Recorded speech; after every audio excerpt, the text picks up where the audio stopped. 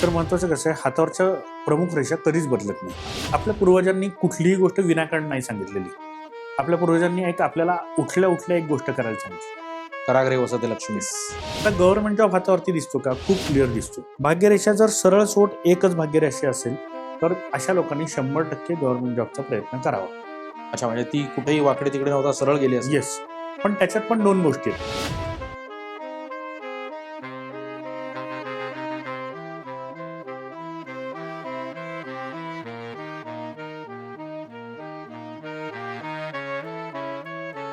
नमस्कार, अभिस्टॉक या आपल्या पॉडकास्ट चॅनलवर सर्वांचं हार्दिक स्वागत. प्रत्येक वेळेला आपण वेगळे विषय आणि त्या क्षेत्रातले वेगवेगळे विशेष पाहुणे निमंत्रित करून तुमच्यासमोर चांगल्या चांगल्या गोष्टी सादर करत असतो. त्याच मालिकेत आज एक विविध क्षेत्रात निपुण असलेले पाहुणे आज आपण आपल्याकडे आमंत्रित केलेत. बहुआयामी व्यक्तिमत्व असलेले प्रद्योत पेंढारकर सर आपल्याकडे आज आलेले आहेत. सर नमस्कार, तुमचं आमच्या या प्लॅटफॉर्मवर स्वागत.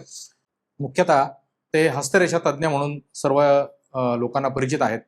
त्यांचं त्या क्षेत्रातला गाढा अभ्यास आणि अचूक निदान यामुळे त्यांनी अनेक लोकांचा विश्वास संपादन करून त्या क्षेत्रामध्ये त्यांनी स्वतःचं एक नावलौकिक कमवलेलं आहे. दुसरं म्हणजे सर्वांना ऐकून आश्चर्य वाटेल की आज शिवकालीन 500च्या वर शस्त्रास्त्र ते बाळगून आहेत आणि त्याचं अनेक ठिकाणी प्रदर्शन आणि लोकांपुढे त्याचं डेमॉन्स्ट्रेशन ते देत असतात. त्याचबरोबर ऐतिहासिक शिवकालीन जे चित्रपट आत्ता बनलेले आहेत त्याच्यामध्ये त्यांनी त्याचं प्रशिक्षण हे सुद्धा दिलेलं आहे. त्याचं ठळक उदाहरण म्हणजे पावनखिंड वगैरे असे जे आपल्या सर्वांच्या परिचित चित्रपट आहेत त्याच्यामध्ये त्यांचं योगदान आहे. आणि त्याच्या उपर अजून सांगायचं तर ते स्वतः एक प्रख्यात चित्रपट निर्माते आहेत. आत्तापर्यंत 3 थ्रिलर मराठी क्षेत्रातले सस्पेन्स पिक्चर त्यांनी आणलेत आणि अजून वेगळे 2 पिक्चर आहेत. तर त्याच्यात सुद्धा त्यांचं योगदान आहे आणि अत्यंत यशस्वी चित्रपट निर्माते म्हणून त्यांची ओळख आहे. तर असे बहुआयामी व्यक्तिमत्व असलेले पेंढारकर सर आपल्याकडे आलेत. पण आज जो लोकांच्या आवडीचा आणि महत्त्वाचा आणि जिव्हाळ्याचा विषय आहे की भविष्य, तर हस्तरेषेवरनं भविष्य हा विषय आज आपण घेऊन आलेलो आहे. तर त्या संदर्भात त्यांना आज मी काही प्रश्न विचारणार आहे आणि त्याच्या संवादावरनं अनेक गोष्टींच्या उलगड्या होईल आणि लोकांच्या काही शंका असतील तर त्या पण त्यातनं दूर होतील असा विश्वास आहे. तर सर परत एकदा तुमचं मनापासून स्वागत. धन्यवाद. यस. तर मला एक विचारायचं आहे की हस्तरेषा बघून आपण भविष्य सांगतो, तर हस्तरेषा हे काही शास्त्र आहे का? म्हणजे त्यासाठी शिक्षण घेण्यासाठी कुठल्या आध्यात्मिक गोष्टीची गरज किंवा बैठक किंवा अशा प्रकारच्या काही साधना याची गरज आहे का? किंवा ते एक शास्त्र म्हणून टेक्निक म्हणून आपण जसं इतर विद्या म्हणजे काही प्रोफेशनल टेक्निक्स असतात टेक्नॉलॉजीमधले तसं शिकतो तसं ते शिकता येतं आणि ते तसं वापरलं जातं का? सर बेसिकली आपण याला हस्तसामुद्रिक शास्त्र असं म्हणतो. अच्छा. शास्त्र म्हणजे काय? ज्याला नियम आहेत, हो. ज्याला रूल्स आहेत, हो.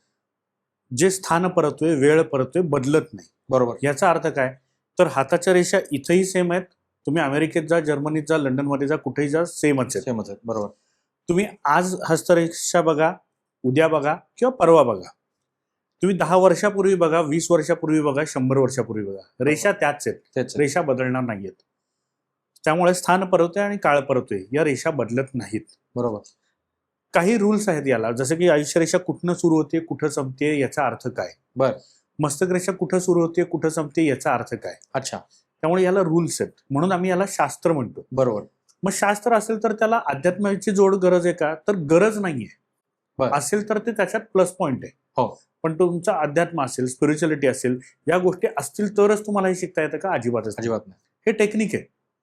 म्हणजे जसं मॅथमॅटिक्समध्ये रूल्स आहेत किंवा आपल्याला हे असतात मॅथमॅटिक्समध्ये जे काही आपल्याला उदाहरणं असतात, sine theta cos theta is equal to, हे जसे प्रूफ्स आहेत तसंच हातात आहे. ही रेषा अशी असेल, ती रेषा तशी असेल तर हे होणारच. बरोबर. म्हणजे ती ठोकताळे आहेत. येस. त्यामुळे त्याला साधण्याची अशी गरज नाही. असेल तर त्याला अजून जोड मिळू शकते. येस. हस्तरेषा साधारण कुठल्या वयात माणसाच्या बघतात? म्हणजे अगदी नुकत्याच जन्मलेल्या बाळाच्या किंवा काही ठराविक वय आहे का की त्या कालावधीत आपण म्हणतो एखाद्या आपण हातावरच्या रेषा डेव्हलप होणे वगैरे अशी काही संकल्पना आहे का? किंवा डायरेक्ट जन्माला आलं बाळ आणि त्याचं आपण बघितलं असं काही आहे?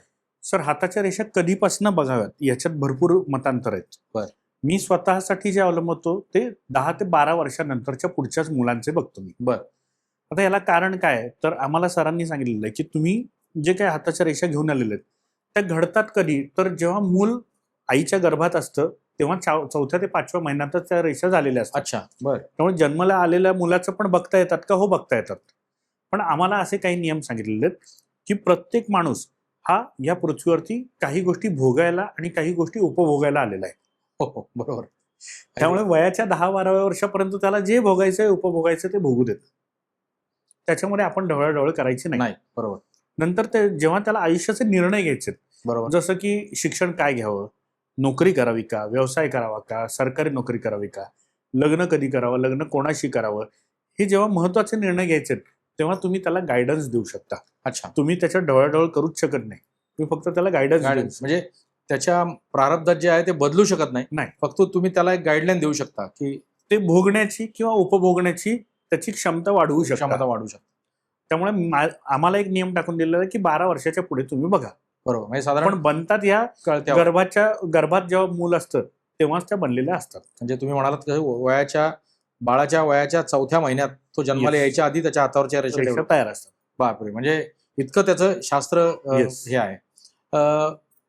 म्हणजे पुरुषाच्या आणि स्त्रीच्या रेषा उजव्या डाव्या हाताच्या अशा काही एक पूर्व परंपरागत कुठेतरी चर्चेतनं मी ऐकलंय की पुरुषाचा उजवा हात बघतात, स्त्रीचा डावा हात बघतात, किंवा असं काही आहे का? आणि कधी कधी दोन्ही हात बघावे लागतात, स्त्रीचे आणि पुरुषांचे, तर त्याच्या मागचं काय लॉजिक आहे? सर, पूर्वापार हे चालत आलेलं आहे की स्त्रीचा डावा हात बघावा आणि पुरुषाचा उजवा. पण आता जेव्हा आम्ही अभ्यास करतो तेव्हा खरं तर प्रत्येकाचे दोन्ही हात बघणं गरजेचं आहे. अच्छा, दोन्ही हातात काय आहे, तर आपण डावा आणि उजवा म्हणण्यापेक्षा आपण ऍक्टिव्ह आणि इनॅक्टिव्ह हँड म्हणूया. ओके. म्हणजे काय, जे लेफ्टी आहेत त्यांचा डावा हात हा ऍक्टिव्ह हँड आहे आणि जे राईटी आहेत त्यांचा उजवा हात हा ऍक्टिव्ह हँड आहे. बरोबर. ऍक्टिव्ह हँडवरती आपलं जे आत्ताचं कर्म आहे त्याच्या सगळ्या खुणा असतात. अच्छा, आणि जर इनॅक्टिव्ह हँड आहे, ज्याला आपण डावा हात म्हणू शकतो, त्याच्यावरती सगळं प्रारब्ध आहे. म्हणजे तुम्ही काय घेऊन आलेलं आहे बर. आणि तुम्ही तुमच्या कर्माने तुम्ही आता काय करणार आहात, अच्छा, असे हे 2 हातांवरती असतं. ओके. वेटेजचा जर आपण विचार केला तर कुठलंही प्रेडिक्शन देताना डाव्या हाताला किंवा इनॅक्टिव्ह हाताला आपण 30% वेटेज देतो. बर. आणि उजव्या हाताला किंवा ऍक्टिव्ह हाताला आपण 70% वेटेज देतो. बर. पण आयुष्यातले जर महत्वाचे निर्णय काही घ्यायचे तुम्हाला, जसं की तुम्हाला बिझनेस चालू करायचा आहे, तुम्हाला लग्न करायचं आहे, तुम्हाला संतती प्राप्ती हवी, तुम्हाला जॉब बदलायचा आहे, तुमचं एखादं ऑपरेशन करायचंय, हे ज्याने तुमच्या आयुष्यावरती खूप मोठा फरक पडणार आहे, अशा गोष्टी जर बघायच्या असतील तर त्या दोन्ही हातावरती बघाव्या लागतात. अच्छा, जर ते डाव्या हातावरती असेल तर 30% चान्सेस आहेत ते होण्याच्या. बर. माझ्याकडे एखादा माणूस आला आणि माझा ऍक्सिडेंट होईल का असं विचारलं आणि त्याची खूण जर डाव्या हातावरती आहे तर मी त्याला सांगेन 30% चान्सेस आहेत, काळजी घे, काही होणार नाही. पण ते जर त्याच्या उजव्या हातावर असेल तर 70% चान्सेस आहेत. बर. हा, आणि दोन्ही हातावरती होणार असेल तर तू सावकाशच चालव, गाडी ऍक्सिडेंट होणार. 100% होणारच, याचा धोका आहे. सो असं वेटेज दिलेलं असतं आणि त्यानुसार तुम्हाला करता येत. येस. तर आता आपल्या हातावर साधारण बोलीभाषेत आपण ऐकतो चर्चा करताना की हृदयरेषा, मस्तकरेषा, भाग्यरेषा, आयुष्यरेषा, अशा काही काही तुमच्या नावं आहेत की जी तुम्ही अभ्यासताना साधारण बघता. बरोबर. तर आपल्या हातावर साधारणपणे अशा कुठल्या मुख्य रेषा आहेत आणि कुठल्या उपरेषा आहेत, याचं काही सांगू शकता? हातावरती मुख्य 5 रेषा असतात ज्या कधीच बदलत नाहीत. बर. एक असते आयुष्य रेषा, दुसरी असते मस्तक रेषा, तिसरी असते हृदय रेषा, चौथी असते भाग्य रेषा आणि 5वी असते विवाह रेषा. या फिक्स? या रेषा कधीही बदलत नाहीत. अच्छा. आता याच्यानंतर कुठल्या या रेषा येतात, तर मंगळ रेषा. ती काही जणांना असते, काही जणांना नसते, सगळ्यांनाच असते असं नाही. त्याच्यानंतर येते बुध रेषा, ती सगळ्यांनाच असते असं नाही. बर. सो ह्या रेषा 5 रेषा मुख्य रेषा आणि बाकीच्या उपरेषा आपण त्यांना म्हणू शकतो. ओके. म्हणजे त्याच्यावरनं मेन प्रेडिक्शन आपल्या आयुष्यात, म्हणजे आयुष्य, आरोग्य, म्हणजे धन, आरोग्य आणि उद्योगधंदा किंवा वैवाहिक जीवन आणि संतती, हे जे 5 माणसाचे प्रश्न असतात, तर ते तुम्हाला या 5 रेषांवरनं साधारण त्याचा कसं आहे, आता हात आणि ग्रह उंचवटे याच्या एकूण कॉम्बिनेशन वरनं प्रेडिक्शन ठरतं. अच्छा. म्हणजे काय, तर काय होणार आहे ते उंचवटे सांगतात. बर. आणि कधी होणार आहे हे रेषा सांगतात. हो, म्हणजे थोडक्यात मी आता त्या प्रश्नाकडे येणारच होतो, ते उंचवटे पण महत्वाचे आहेत तितकेच. तर सर्वात महत्वाचे तेच आहेत. अच्छा, म्हणजे ग्रह आहेत आपल्या हातावर. ओके. म्हणजे आतापर्यंतच्या माझ्या कुठल्या अशा चर्चेत असं उंचवट्यांचा उल्लेख कधी आला नव्हता की ते पण एवढे महत्वाचे आहेत आणि त्याच्यावर पण बऱ्याच गोष्टी. आता एक एक्झाम्पल तुम्हाला देतो. तुमचं शनीचं बोट, तुमच्या कुठल्याही प्रेक्षकांनी बघावं त्यांचं, शनीचं बोट जर वाकडं असेल तर त्या माणसाला पोटाचे त्रास असतातच, आणि त्या जर स्त्री असतील तर गायनेकॉलॉजिकल त्रास असतात. अच्छा, शनीचं बोट म्हणजे आपलं हे मधलं बोट. मधलं बोट. म्हणजे आता याच्यावरनं आपल्याला काय कळलं, तर पोटाचे त्रास आहेत. बरोबर. पण त्याचा त्रास कधी होणार आहे हे आपल्याला आयुष्य रेषेवरनं बघता येणार आहे, ओ, कुठल्या वयात होणार आहे. बर. अजून एक उदाहरण देतो, करंगळी. ज्या ज्या व्यक्तीची करंगळी छोटी आहे, वाकडी आहे, किंवा हे जे पहिलं पेर आहे त्याच्यापर्यंत गेलेलं नाहीये, अशा माणसाला स्वतःला एक्सप्रेस करता येत नाही. बर. म्हणजे असा माणूस स्वतःचं कधीही काही काम केलेलं दाखवू शकत नाही. बर. मग त्याचा इम्पॅक्ट कुठं पडणार आहे, तर भाग्यरेषेवरती. ओके. तो कधी पडणार आहे भाग्यरेषेवरून आपण सांगू शकतो की या वयात तुला बोलता येत नसल्यामुळे जॉबमध्ये किंवा बिझनेसमध्ये प्रॉब्लेम येणार आहे.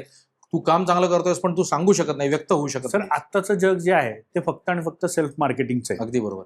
तुम्हाला येऊन फायदा नाहीये, तुम्ही किती ते दाखवताय, कसे दाखवताय. पॅकिंग महत्वाचं आहे आतल्या प्रॉडक्ट पेक्षा. येस. अगदी. सो बऱ्याचदा असं होतं, माझ्याकडे जे क्लायंट येतात तेव्हा मी बघतो की त्यांचं जर बुध खराब असेल, मी म्हणतो तुम्ही काम कराल सगळं, पण तुमचं क्रेडिट कायम दुसरं घेऊन जाईल, कारण तुम्हाला सांगताच येणार नाही हे काम मी केलंय. बरोबर. म्हणजे व्यक्त नाही होता आल्या. येस. सो त्याचा इफेक्ट काय पडतो हे आपण रेषांवरनं सांगतो.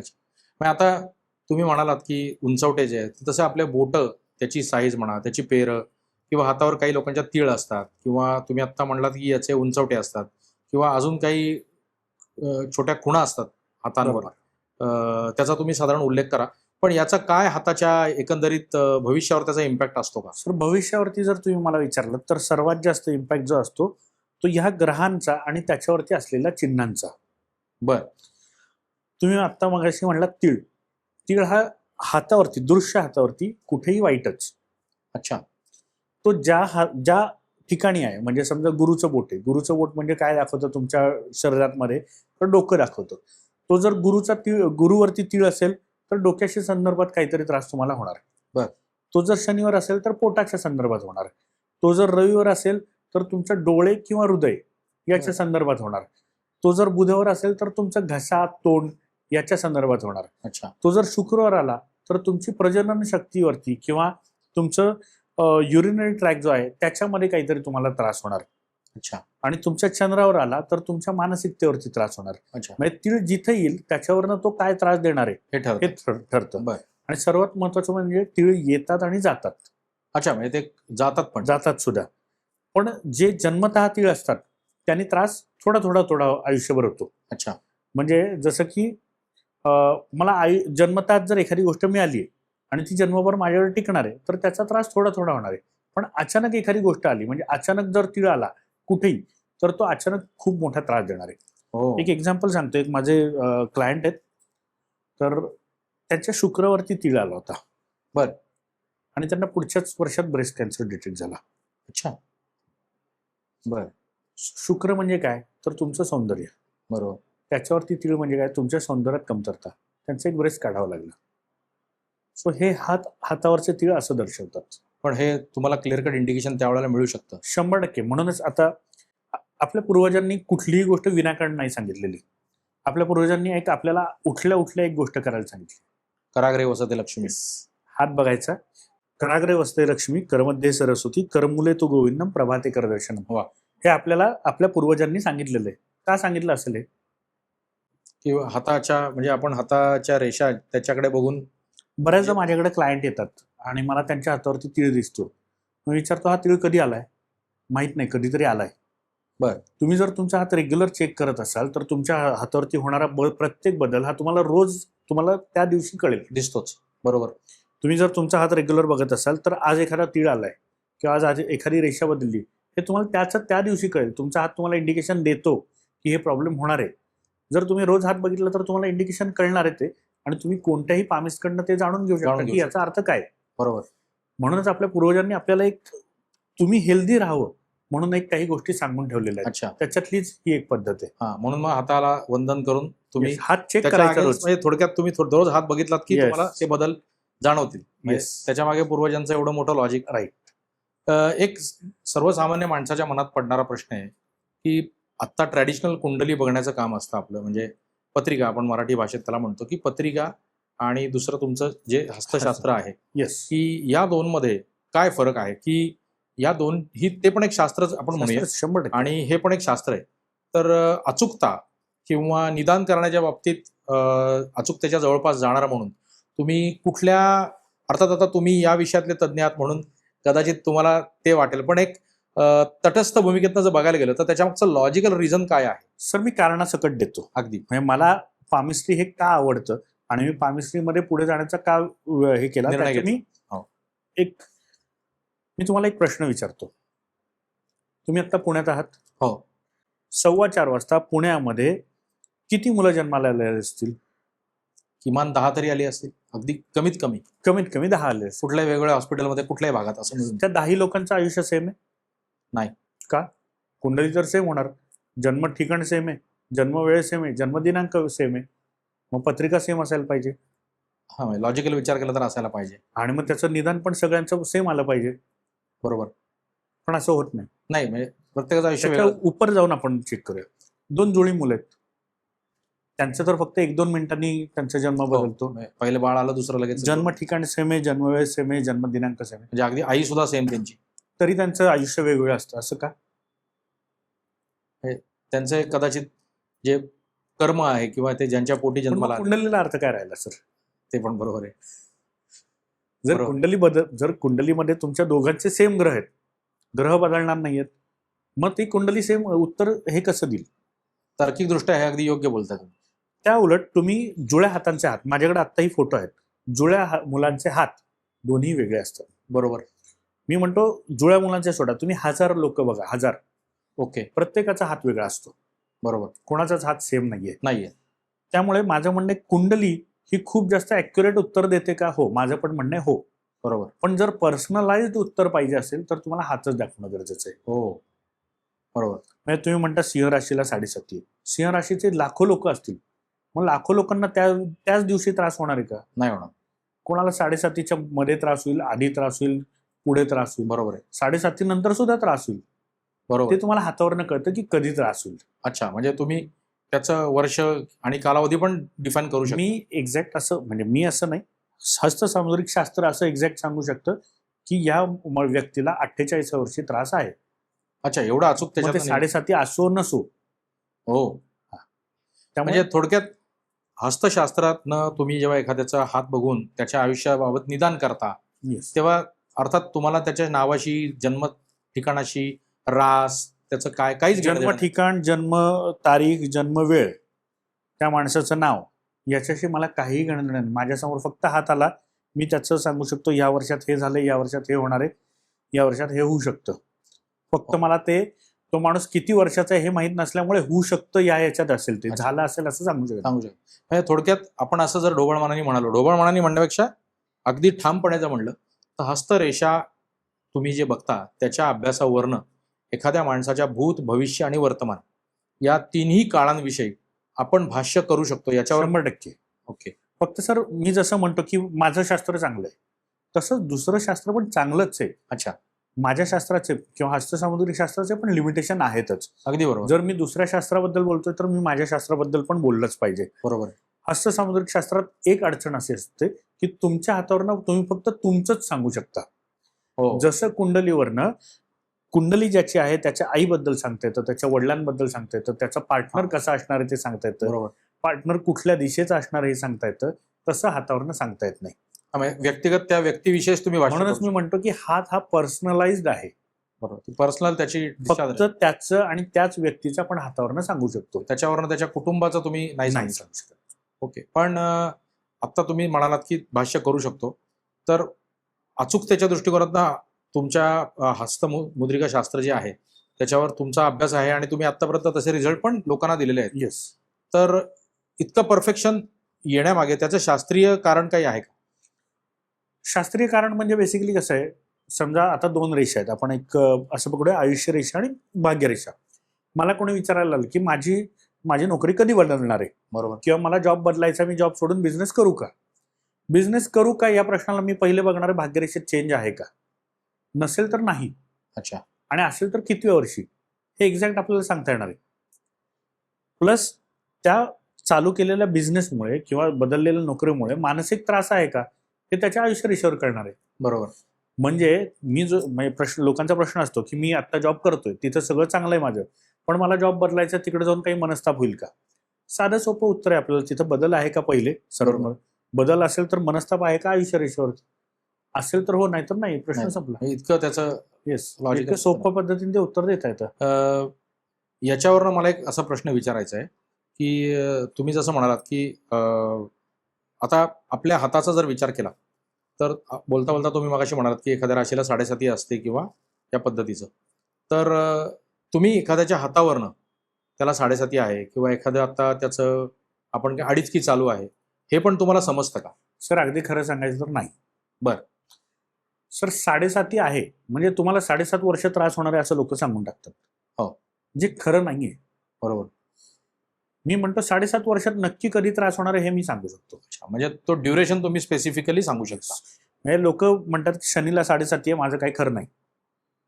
पण 7.5 वर्ष तो काळ म्हणजे तुम्ही काही करायचंच नाही का? असं नाही होऊ शकत. माणूस होऊच शकत नाही. 7.5 वर्ष तुम्ही काही करायचं नाही हे होऊ शकत नाही. बरोबर. मग मी काय सांगतो, तुमच्या 43व्या वर्षी तुम्हाला प्रॉब्लेम आहे, ते 1 वर्ष जपायचे, पुढचे 2-2, 4-4 महिने बाकी तुम्ही हवं ते करा. हो.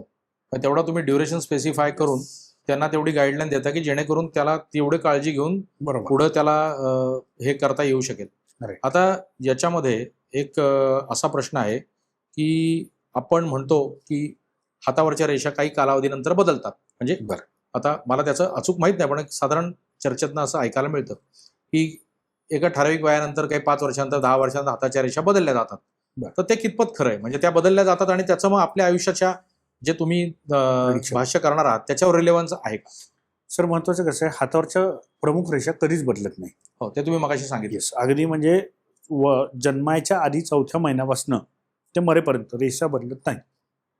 मग काय बदलतात तर प्रभाव रेषा. ओके. प्रभाव रेषा म्हणजे काय, तुमच्या आयुष्यावरती प्रभाव टाकणाऱ्या रेषा. बरोबर. ज्या समजा भाग्य रेषेवरती आला तर आर्थिक गोष्टींमध्ये प्रभाव वाढतील.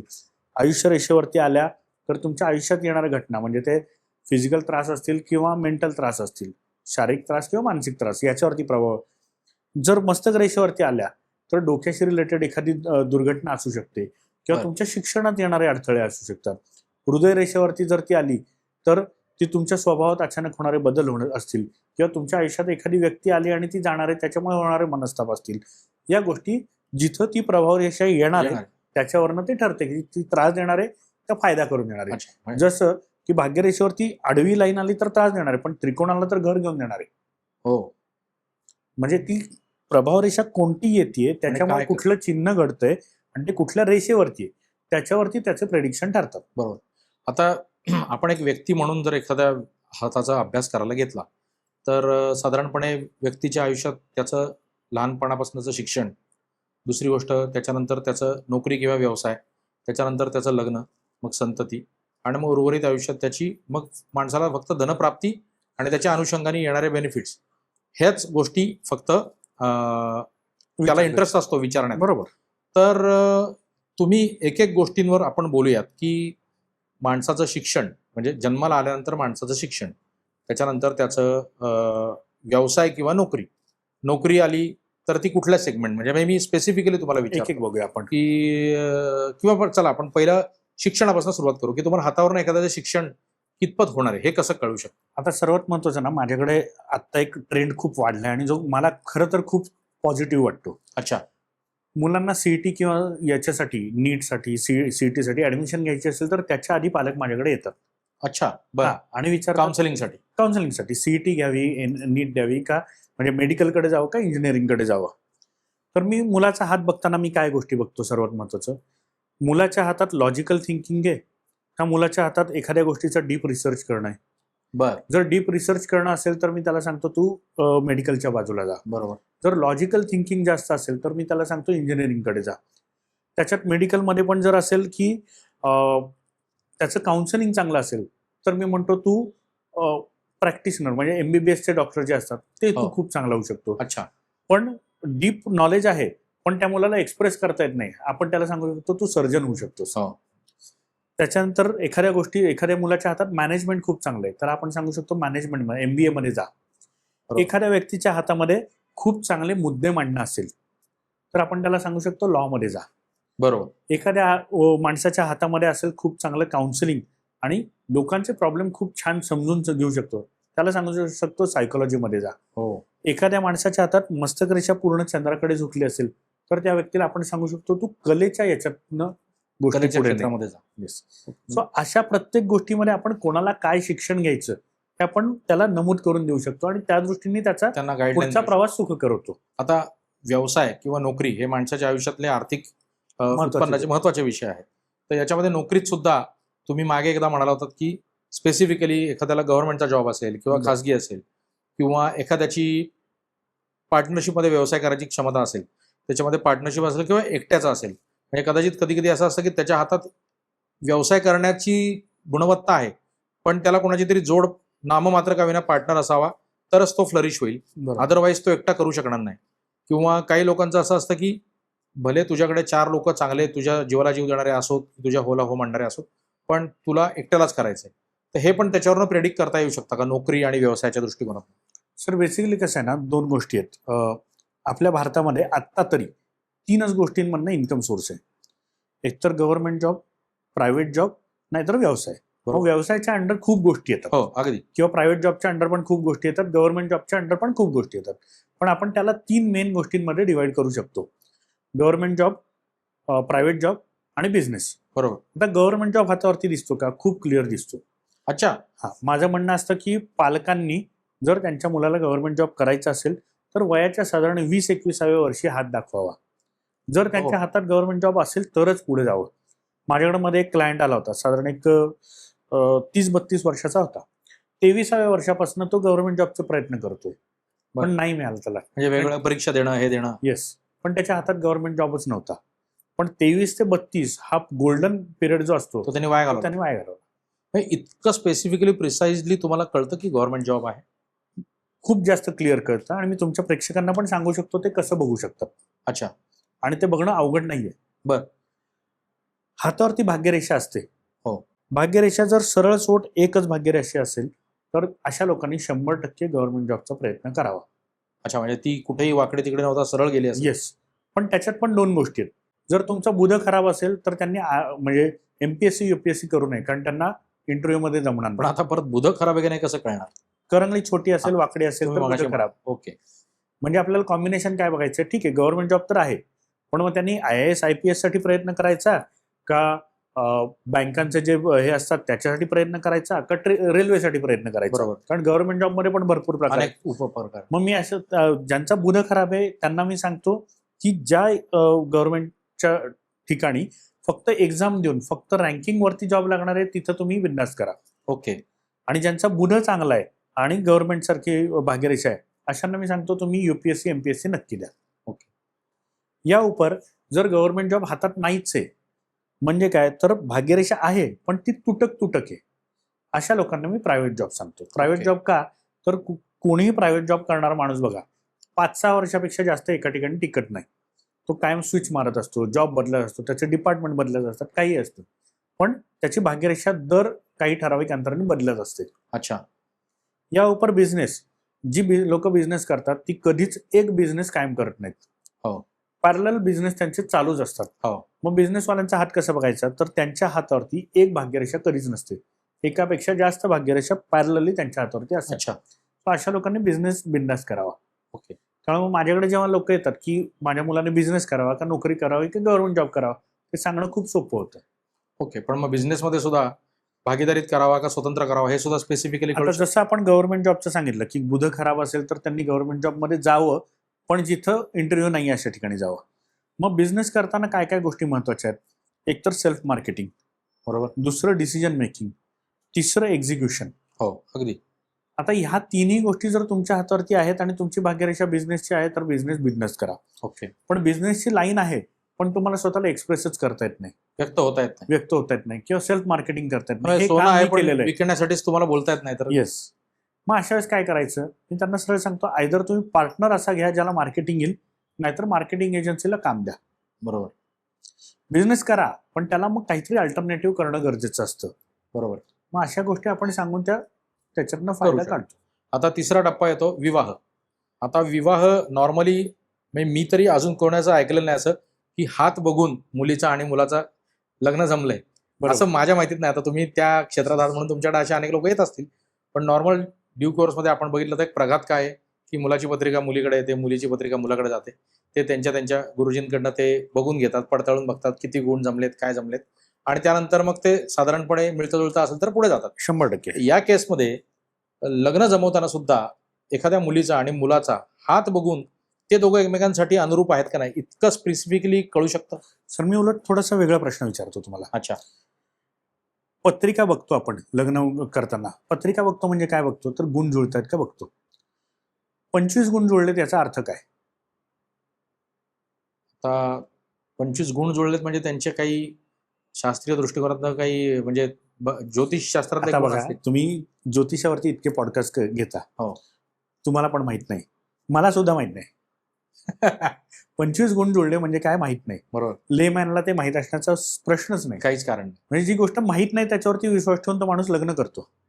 बरोबर आहे. कोणीतरी एक त्रियस्थ व्यक्ती सांगतो की तुमचे एक 36 पैकी 22 गुण जुळले, 24 गुण जुळले, तुम्ही जो आता मला एक सांगा, 18 पेक्षा कमी गुण जुळले की लग्न करू नये आणि 18 पेक्षा जास्त गुण जुळले की लग्न करावं, हा ठोकताळ आहे. पण अशी किती घरं आहेत ज्यांचे 18 पेक्षा जास्त गुण जुळलेत तरी पण घटस्फोट झालेत? खूप असतील. आणि 18 पेक्षा कमी गुण जुळलेत म्हणून लग्न तुटलंच आहे, असं कधी झालेलं बघितलंय? नाही. मग त्या गुणमिलनाला अर्थ काय? नाही. माझं म्हणणं काय, तुम्ही लग्न जुळवताना 5 मुख्य गोष्टी बघितल्या पाहिजेत. एक तर त्या व्यक्तीचं आरोग्य कसं आहे, त्या व्यक्तीचा स्वभाव कसा आहे, त्या व्यक्तीच्या हातात आर्थिक गोष्टी कशा आहेत आणि त्या व्यक्तीच्या हातात संतती प्राप्ती आहे का. या 4च गोष्टींमुळे खरं तर घटस्फोट होतात. हो, कारण तीच आहे. बरोबर आहे. तर माझं म्हणणं, तुम्ही पत्रिका बघा नाही तर हात बघा. मी म्हणत नाही हातच बघा, पण तुम्ही काही बघा, बघताना या 4 ते 5 गोष्टी मुख्य बघा. म्हणजे समोरच्या हातात मी काय, माझंही प्रॅक्टिस काय ते मी तुम्हाला सांगतो. माझं म्हणणं असतं, मला जर लग्न जुळवायचंय तर मला दोघांचेही हात समोर पाहिजेत. बरोबर. मग मी त्यांना एक चार्ट करून देतो. त्या चार्टमध्ये काय असतं तर दोघांचाही स्वभाव, या व्यक्तीचा तापट आहे, या व्यक्तीचा ऍडजस्टेबल आहे. मग अशा ठिकाणी ऍडजस्टेबल जो आहे त्यांनी याचा तापट स्वभाव आहे हे माहीत असून ऍडजस्ट करणार असेल तरच पुढे लग्न करा, अगदी नाहीतर करू नका. नको. दुसरं, आर्थिक गोष्टी. वयाच्या ह्या टप्प्यात आर्थिक अडचणी या व्यक्तीला येणार आहेत. दुसऱ्या व्यक्ती जर ते ऍडजस्ट करून घेणार असेल तरच तुम्ही लग्न करा, नाहीतर करू नका. तिसरी गोष्ट येते संतती प्राप्ती. संतती प्राप्ती समजा नाहीच आहे आणि ते तुम्हाला मान्य असेल तरच पुढे जा, नाहीतर नंतर वाद नको, संतती होत नाही. बरोबर. आणि 5वं येतं आरोग्य. बरोबर. ही व्यक्ती या काळामध्ये आजारी पडणारच आहे. जर तुम्ही त्याची काळजी घेणार असाल, जर तुम्हाला ते मान्य असेल तरच लग्न करा. असं मी चार्ट करून देतो. म्हणजे इतकं तुम्ही प्रिसाइजली लोकांना सांगा. आणि कसं असतं, जेव्हा एखाद्याला माहिती आहे की याचा स्वभाव असाच आहे आणि मला ऍडजस्टच करायचंय, तेव्हा तो कायम ऍडजस्ट करतो आणि मनाची तयारी झालेली असते. येस, ऍक्सेप्टन्स लेवल वाढते. बरोबर. आणि मग घटस्फोट होत नाही. हो. खरं तर घटस्फोट हे जे आहे ना, हे मला खरं तर मान्यच नाहीये. म्हणजे भारतीय संस्कृतीत लग्नासाठी 5 दिवसांचे विधी आहेत. हो. घटस्फोटासाठी काय आहे? काहीच नाही. घटस्फोट हा उल्लेखच नाहीये. कोर्टात. कोर्ट तेव्हा कुठे होतं? नव्हतं. घटस्फोट हा उल्लेखच नाहीये. बरोबर. घटस्फोट ही आत्ताच्या जनरेशननी किंवा कायद्यानी एक पळवाट संकल्पना दिली आहे ज्याच्यातनं तुम्ही वेगळे होऊ शकता. बरोबर. पण त्याच्यासाठी विधी काय? एकत्र येताना तुमची हळद होते, तुमच्या घरी ग्रहमक होतो, जे काही सगळे होते. बरोबर. सगळे विधी होतात. तुमचे 7 फेरे होतात, हवन होतो. घटस्फोट होताना काय? घटस्फोट होताना काय? काहीच नाही. फक्त मनाने आपण एकमेकांची आता नको. येस, एवढं झालं की म्हणजे हे फक्त मानसिकरित्या तुमचं विभाजन आहे. बरोबर. त्यामुळे माझा घटस्फोट या गोष्टीवरती विश्वास नाही. संकल्पनेवरच विश्वास नाही. हा, हातावरती वादविवाद दिसतात का? येस. आणि तुम्ही ते ऍडजस्ट करून घेणार का नाही हे हातावरनं कळतं. हो. म्हणजे काय, वादविवाद आहेत प्रत्येकाच्या आयुष्यात आहेत, पण तो ऍडजस्ट करणार असेल तर घटस्फोट नाही होणार आहे, आणि जर ऍडजस्ट करणार नसेल तर घटस्फोट होणार आहे. बरोबर आहे. 20 वर्षापूर्वी काय हात वेगळे नव्हते, ग्रह वेगळे नव्हते. 20 वर्षापूर्वी का नव्हते होत घटस्फोट? बरोबर. कारण तेव्हा मानसिकता होती जुळवून घेण्याची. आता ती राहिलेली नाही. म्हणून घटस्फोट जनरेशन टू जनरेशन मानसिकतेमध्ये बदल झाल्यामुळे ही गोष्ट आता घडते आणि फ्रिक्वेंटली घडते. त्यामुळे हातावरनं घटस्फोट बघितला जातो का? मी त्याला घटस्फोट नाही म्हणत, मी त्याला म्हणतो विभाजन होतं. म्हणजे तुमच्या हातात वाद आहेत, ऍडजस्ट करून घेतलं तर वाद होणार नाही. मी आता एक उदाहरण देतो तुम्हाला. माझ्याकडे मध्ये एक क्लायंट आली होती आणि माझ्या अजूनही इंस्टाग्रामच्या पेजवरती जाऊन बघावं लोकांनी, त्या व्यक्तीचा तसाच्या तसाच रिव्ह्यू आहे. की सर तुम्ही सांगितल्याप्रमाणे आपल्या संस्कृतीत घटस्फोट नाही, हे ऐकून आम्ही घटस्फोट घेतला नाही. आज आम्हाला 3 वर्षाची मुलगी आहे आणि आम्ही छान नांदतोय. वा वा वा. म्हणजे हे म्हणजे या तुमच्या विद्येचं- माध्यमातनं माझं नाही, मी म्हणेन माझ्या विद्येच्या विद्येच्या माध्यमातून एका आयुष्य सावरलं. आणि त्यांना जे मूल झालं त्याचं आयुष्य सावरलं. बरोबर. कारण ह्या घटस्फोटाचा सर्वात जास्त त्रास होतो ते लहान मुलाला. पाल्याला होतं. कारण माझं म्हणणं आहे की तुम्ही ऍडजस्ट करा. ऍडजस्ट करू शकणार असाल तरच लग्न करा. मी लिहून देतो लोकांना की ह्या वर्षात ऍडजस्ट करावं लागणार आहे. काय ऍडजस्ट करावं लागणार आहे ते पण सांगतो. हे स्वभावात खूप जास्त स्पष्ट वक्तेपणा आहे, खूप जास्त खरं बोलणं आहे, किंवा काही गोष्टी लपवणं आहे. काही गोष्टी बऱ्याचदा असं होतं की माणसाला व्यक्तच करता येत नाही आणि समोरच्याला वाटतं हा बोलतच नाही, बरोबर, हा काहीतरी लपवतो. तसं नसतं, तो माणूस बोलू शकत नाही असं आहे. बरोबर. आपण सुरुवातीच्या भागात उल्लेख केला होता की ज्या 5 मुख्य रेषा आहेत, आयुष्य रेषा, हृदय रेषा, मस्तक रेषा आणि भाग्यरेषा, भाग्यरेषा, विवाहरेषा. तर याच्यावरनं काय काय प्रेडिक्ट करता येतं? म्हणजे या कशाच्या दर्शक आहेत? सर आता कसं आहे, याच्या नावावरनच ते सगळं आहे. आयुष्यरेषा म्हणजे काय, तर तुमच्या आयुष्यात घडणाऱ्या सगळ्या घटना. बरं. म्हणजे अगदी तुम्हाला शारीरिक त्रास, मानसिक त्रास, कोर्ट केस, जेलवारी, त्याच्यानंतर तुमच्या आरोग्यामध्ये होणारे बदल, विचारांमध्ये बदल होणारे बदल, हे सगळे तुमच्या आयुष्यरेषेवर थोडक्यात कळतात. जे चढ उतार आणि स्थित्यंतर तुमच्या आयुष्यात येणार ती सगळी त्याच्यातनं कळू शकतात. आयुष्यरेषेतनं कळतात. आणि ते वर्षासकट आपण हा. सांगू शकतो या वर्षात होणार. बर बर बर. अगदी ऍक्सिडेंट असेल, ऑपरेशन असेल, सगळं. वा, बर. दुसरी गोष्ट आहे, ही आहे मस्तक रेषा. मस्तक रेषेवरनं काय कळतं, तो व्यक्ती व्यवहारी आहे का इमोशनल आहे, तो निर्णय घेताना कसे घेणार आहे, निर्णयावरती ठाम राहणार आहे का, त्याचं शिक्षण किती होऊ शकतं, या सगळ्या गोष्टी आपल्याला कळतात मस्तक रेषेवरनं. हृदय रेषेवरनं कळतं तो एखाद्या व्यक्तीला कसा तो एखाद्या गोष्टीला कसा सामोरं जाणार आहे, रिएक्ट कसा होणार? रिॲक्ट कसा होणार आहे. त्याच्यानंतर तो पहिले स्वतःचा विचार करणार आहे, दुसऱ्याचा विचार करणार आहे, का मध्य काढून काहीतरी दोघांच्या भलं होईल असं काहीतरी करणार आहे. ओके. त्याचा प्रेम संबंध कसा असेल, अच्छा. प्रेमाची त्याची भावना कशी असेल किंवा त्याची व्याख्या कशी असेल, हे सगळं हृदय रेषेवरनं कळतं. त्याच्यानंतर इथे भाग्यरेषा. भाग्यरेषेवरनं कळतं तुम्हाला पैसे कसे मिळणार आहेत, कुठून मिळणार आहेत, किती वर्ष मिळणार आहेत, ते राहणार आहेत का, टिकणार आहेत का, अच्छा, का फक्त पैसा येणार आहे पण सेव्हिंग होणार नाही, या सगळ्या गोष्टी भाग्यरेषेवरनं. तुमचं घर कधी होणार आहे, गाडी कधी होणार आहे, या सगळ्या गोष्टी भाग्यरेषेवरनं कळतात. विवाह रेषेवरनं कळतं तुमचा विवाह कधी होणार आहे, कसा होणार आहे, विवाहानंतर तो कसा असणार आहे, तो टिकणार आहे का, या सगळ्या गोष्टी विवाह रेषेवरनं कळतात. पण आता ह्या सगळ्या गोष्टी आयुष्यातली स्थित्यंतर तुम्ही आता सांगितलीत, तर आता एक मला असा प्रश्न आहे की ह्याच्यामधल्या काही रेषा एकापेक्षा अधिक असतात असं म्हणतात. म्हणजे उदाहरणार्थ विवाह रेषा 2 असतात, अजून भाग्यरेषा पण 2 असू शकतात. येस. तर म्हणजे त्याचं डबल भाग्य आहे किंवा 2 विवाह होणार असं काही त्याच्यामध्ये आहे? सर विवाहाच्या बाबतीत जे आहे ना, तर ते आहे की 2 विवाह रेषा म्हणजे 2 लग्न, हे खूप एक मोठं मिथ आहे. बर.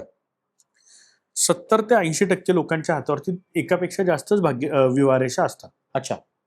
काय प्रत्येकाने आपापल्या हातावरती बघावं, इथं ज्या आडव्या रेषा असतात त्या विवाह रेषा त्या एकापेक्षा जास्तच असतात. बर. सर आता त्याचं अगदी स्पष्ट असं आहे, वयाचे म्हणजे पहिलं वर्ष ते अगदी मृत्यूपर्यंत माणूस कधीच, कोणताच माणूस एकाच व्यक्तीवरती प्रेम करतो असं नाही. विवाह रेषा ही प्रेम संबंधाची रेषा आहे. अच्छा. बर. विवाह रेषा म्हणजे विवाह नाही, बरं, विवाहच करायला पाहिजे असं काय नाही, तर ते प्रेम संबंधांची रेषा आहे. आणि जितका त्या व्यक्तीच्या आयुष्यात प्रेम संबंध आहे तितक्या त्या रेषा असतात. बर. कुठल्या वर्षात असतात त्या सुद्धा कळतात. अरे बापरे, इतकं तुम्हाला कॅल्क्युलेटेड ते सगळं. आणि भाग्यरेषेच्या बाबतीत काय? तर भाग्यरेषा एकापेक्षा अधिक असतील तर त्या व्यक्तीला एकापेक्षा अधिक मार्गाने पैसा प्राप्त होणार आहे. Okay, multiple source of income, म्हणजे त्या पद्धतीने आपण बघू शकतो. आता एक मला एक प्रश्न आहे की एखाद्या व्यक्तीचं आयुष्य तुम्ही याच्यातनं हस्तरेषेच्या माध्यमातून सांगू शकता बरोबर की त्याचा पूर्णपणे निरोगी किंवा आजारपण असेल तर ते पण तुम्ही प्रेडिक्ट करू शकता.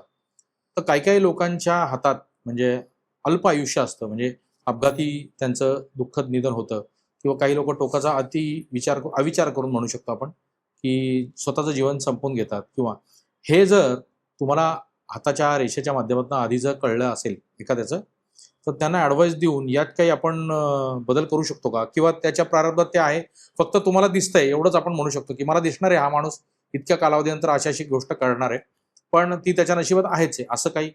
सर तुम्हाला उदाहरण देतो मी. वा. माझ्याकडे एक क्लायंट आले होते मध्ये. ते त्यांच्या भाच्याला घेऊन आले होते. त्याच्या हातामध्ये आत्महत्येला प्रवृत्त करतील अशा रेषा होत्या. इतक्या अशा असतात? क्लिअर दिसतात त्या. अच्छा. मी त्या मुलाशी बोललो. त्याच्यानंतर त्याला बाहेर बसवलं आणि त्याच्या पालकांना सांगितलं की असं असं आहे, या वर्षात काळजी घेणं गरजेचं आहे. तो काहीतरी अगदी करू शकतो. हो. त्याला वडील नव्हते त्या मुलाला, त्यामुळे त्याचे हे मामा मामी घेऊन आले होते त्याला. हे सगळं बघितलं, सांगितलं. 1.5 वर्षांनी त्यांनी आत्महत्या केली होती सर. बापरे. आणि माझ्याकडे अजूनही त्यांचा मेसेज आहे, सर तुम्ही सांगितलं होतं तसं झालं. हो, म्हणजे इतकं अचूकता त्याच्यामध्ये आहे. आणि या उपर अजून एक गोष्ट अशी झाली होती. आता मागच्या 1-2-3 महिन्यापूर्वीच एक क्लायंट आला होता. एक मुलगा होता, एक 17-18 वर्षाचा होता मुलगा. त्याचा हात बघताना मला काहीतरी वेगळं जाणवलं. मी पालकांना शेजारी माझी वेटिंग रूम आहे तिथे बसायला सांगितलं आणि मी त्या मुलाशी बोलत होतो. त्याला म्हटलं तू आत्महत्येचा विचार किंवा प्रयत्न केलास? त्याने हो सर मी 7वीत असताना प्रयत्न केलाय. म्हणजे पालकांना माहिती? म्हणलं नाही, पालकांना कोणालाच नाही माहिती. म्हणजे शॉक झाला तो, सगळं झालं, पण त्यांनी कबूल केलं की झालेलं आहे. मग मी त्याला बाजूला बसवलं आणि पालकांना आतमध्ये घेतलं. म्हणलं तुमच्या मुलाच्या आयुष्यामध्ये हे घडलेलं आहे, त्याने असं असं केलेलं आहे आणि हे तुम्हाला माहीत नाही आहे, याची काळजी घेणं गरजेचं आहे. मग तेव्हापासून त्यांचा त्या मुलाकडे बघण्याचा दृष्टिकोनच बदलला. बरोबर. म्हणजे ते मुलाकडनं खूप जास्त अपेक्षा करत होती की तू हे केलंच पाहिजे, तुझ्याकडनं हे झालंच पाहिजे, तुला हे येत कसं नाही. बरोबर. असा जो पर्स्पेक्टिव्ह होता तो तुला जसं जमेल तसं आपण तुझ्या कलेने घेऊ. ओके. ह्या याच्यात बदलला. पण मग त्याच्यामुळे त्याच्या हातावर जे तुम्हाला दिसलं होतं ते टळू शकतं का? हे बघा, त्याच्या हातामध्ये मानसिकता तशीच राहणार आहे, पण तो कन्व्हर्ट करणार नाहीये किंवा तो घटना म्हणजे त्याचं काय म्हणतील विचार येणार मनात, पण ते त्याचं तो त्या फायनल स्टेज पर्यंत होणार नाही. त्याची काळजी आपण घेऊ शकतो. ओके, घेऊ शकतो. सो हे मी पालकांना तिथं सांगितलं आणि तेव्हापासून तो मुलगाही माझ्यासमोर त्यांच्याशी बोलला, पालकांशी बोलला. त्यांनी तिथे ऍक्सेप्ट केलं, त्यांनी कारणं सांगितली हे का झालं होतं. ते सगळं झालं, ते शांत झालं. पालक रडले, मुलगा रडला, पण त्या गोष्टीनंतर ते त्या दोघांचा बॉन्ड खूप चांगला झाला सर. हो. जी गॅप होती ना ती गॅप मिटली, त्यांचा बॉन्ड चांगला झाला आणि आता छान चाललंय. म्हणजे एक अजून सत्कार्य तुमच्या हातून घडलं आणि एखाद्याचा पुढचा म्हणजे होणार ना सर. आता याच्यात अजून काही गोष्टी असतात, खूप गोष्टी याच्यात कळतात. आता आठवत जाते म्हणून सांगतो. एक क्लायंट आली होती माझ्याकडे, परदेशात असते ती, इथे आली म्हणून मग मला तिचे वडील आणि ती आले होते भेटायला. तिला ना लहानपणी तिच्या जवळच्याच घरातल्याच काही लोकांनी फिजिकल हॅरॅसमेंट केली होती. बर. पण ती तेव्हा घरच्यांना सांगू शकली नाही आणि घरच्यांकडनं सपोर्ट तिला मिळाला नव्हता. त्यामुळे घरच्यांच्या बाबतीत तिच्या मनात आकस होती, आडी होती. आणि तेच लग्नानंतर तिचं रिलेशन तिच्या नवऱ्याशी व्यवस्थित नव्हतं आणि ते सुद्धा ती वडिलांना सांगू शकत नव्हती. बापरे. माझ्याकडे आल्यानंतर मला काही गोष्टी दिसल्या. मग मी विचारलं, ह्या वयात तुझं काही झालं होतं का? कोणी काही त्रास दिला होता का? काही मानसिक त्रास होता का? तिने सांगितलं, हा असं असं झालं होतं, पण मला तेव्हा पालकांनी सपोर्ट केला नाही, त्यामुळे त्रास झाला होता. मी म्हणलं तोच त्रास तुला आता घरी म्हणजे तुझ्या सासरी त्रास होतोय आणि तू बोलू शकत नाही, असं होतंय का? म्हणून त्याच्यामुळेच मी माझ्या वडिलांशी आता बोलूच शकत नाहीये. आणि त्यांनी मला तेव्हा सपोर्ट नव्हता केला, आता करतील का मला माहित नाही. वा. म्हणजे ते जे अँकर एक जे सेट झाला होता मनात, तो अँकर आत्ताही तिला त्रास देत होता.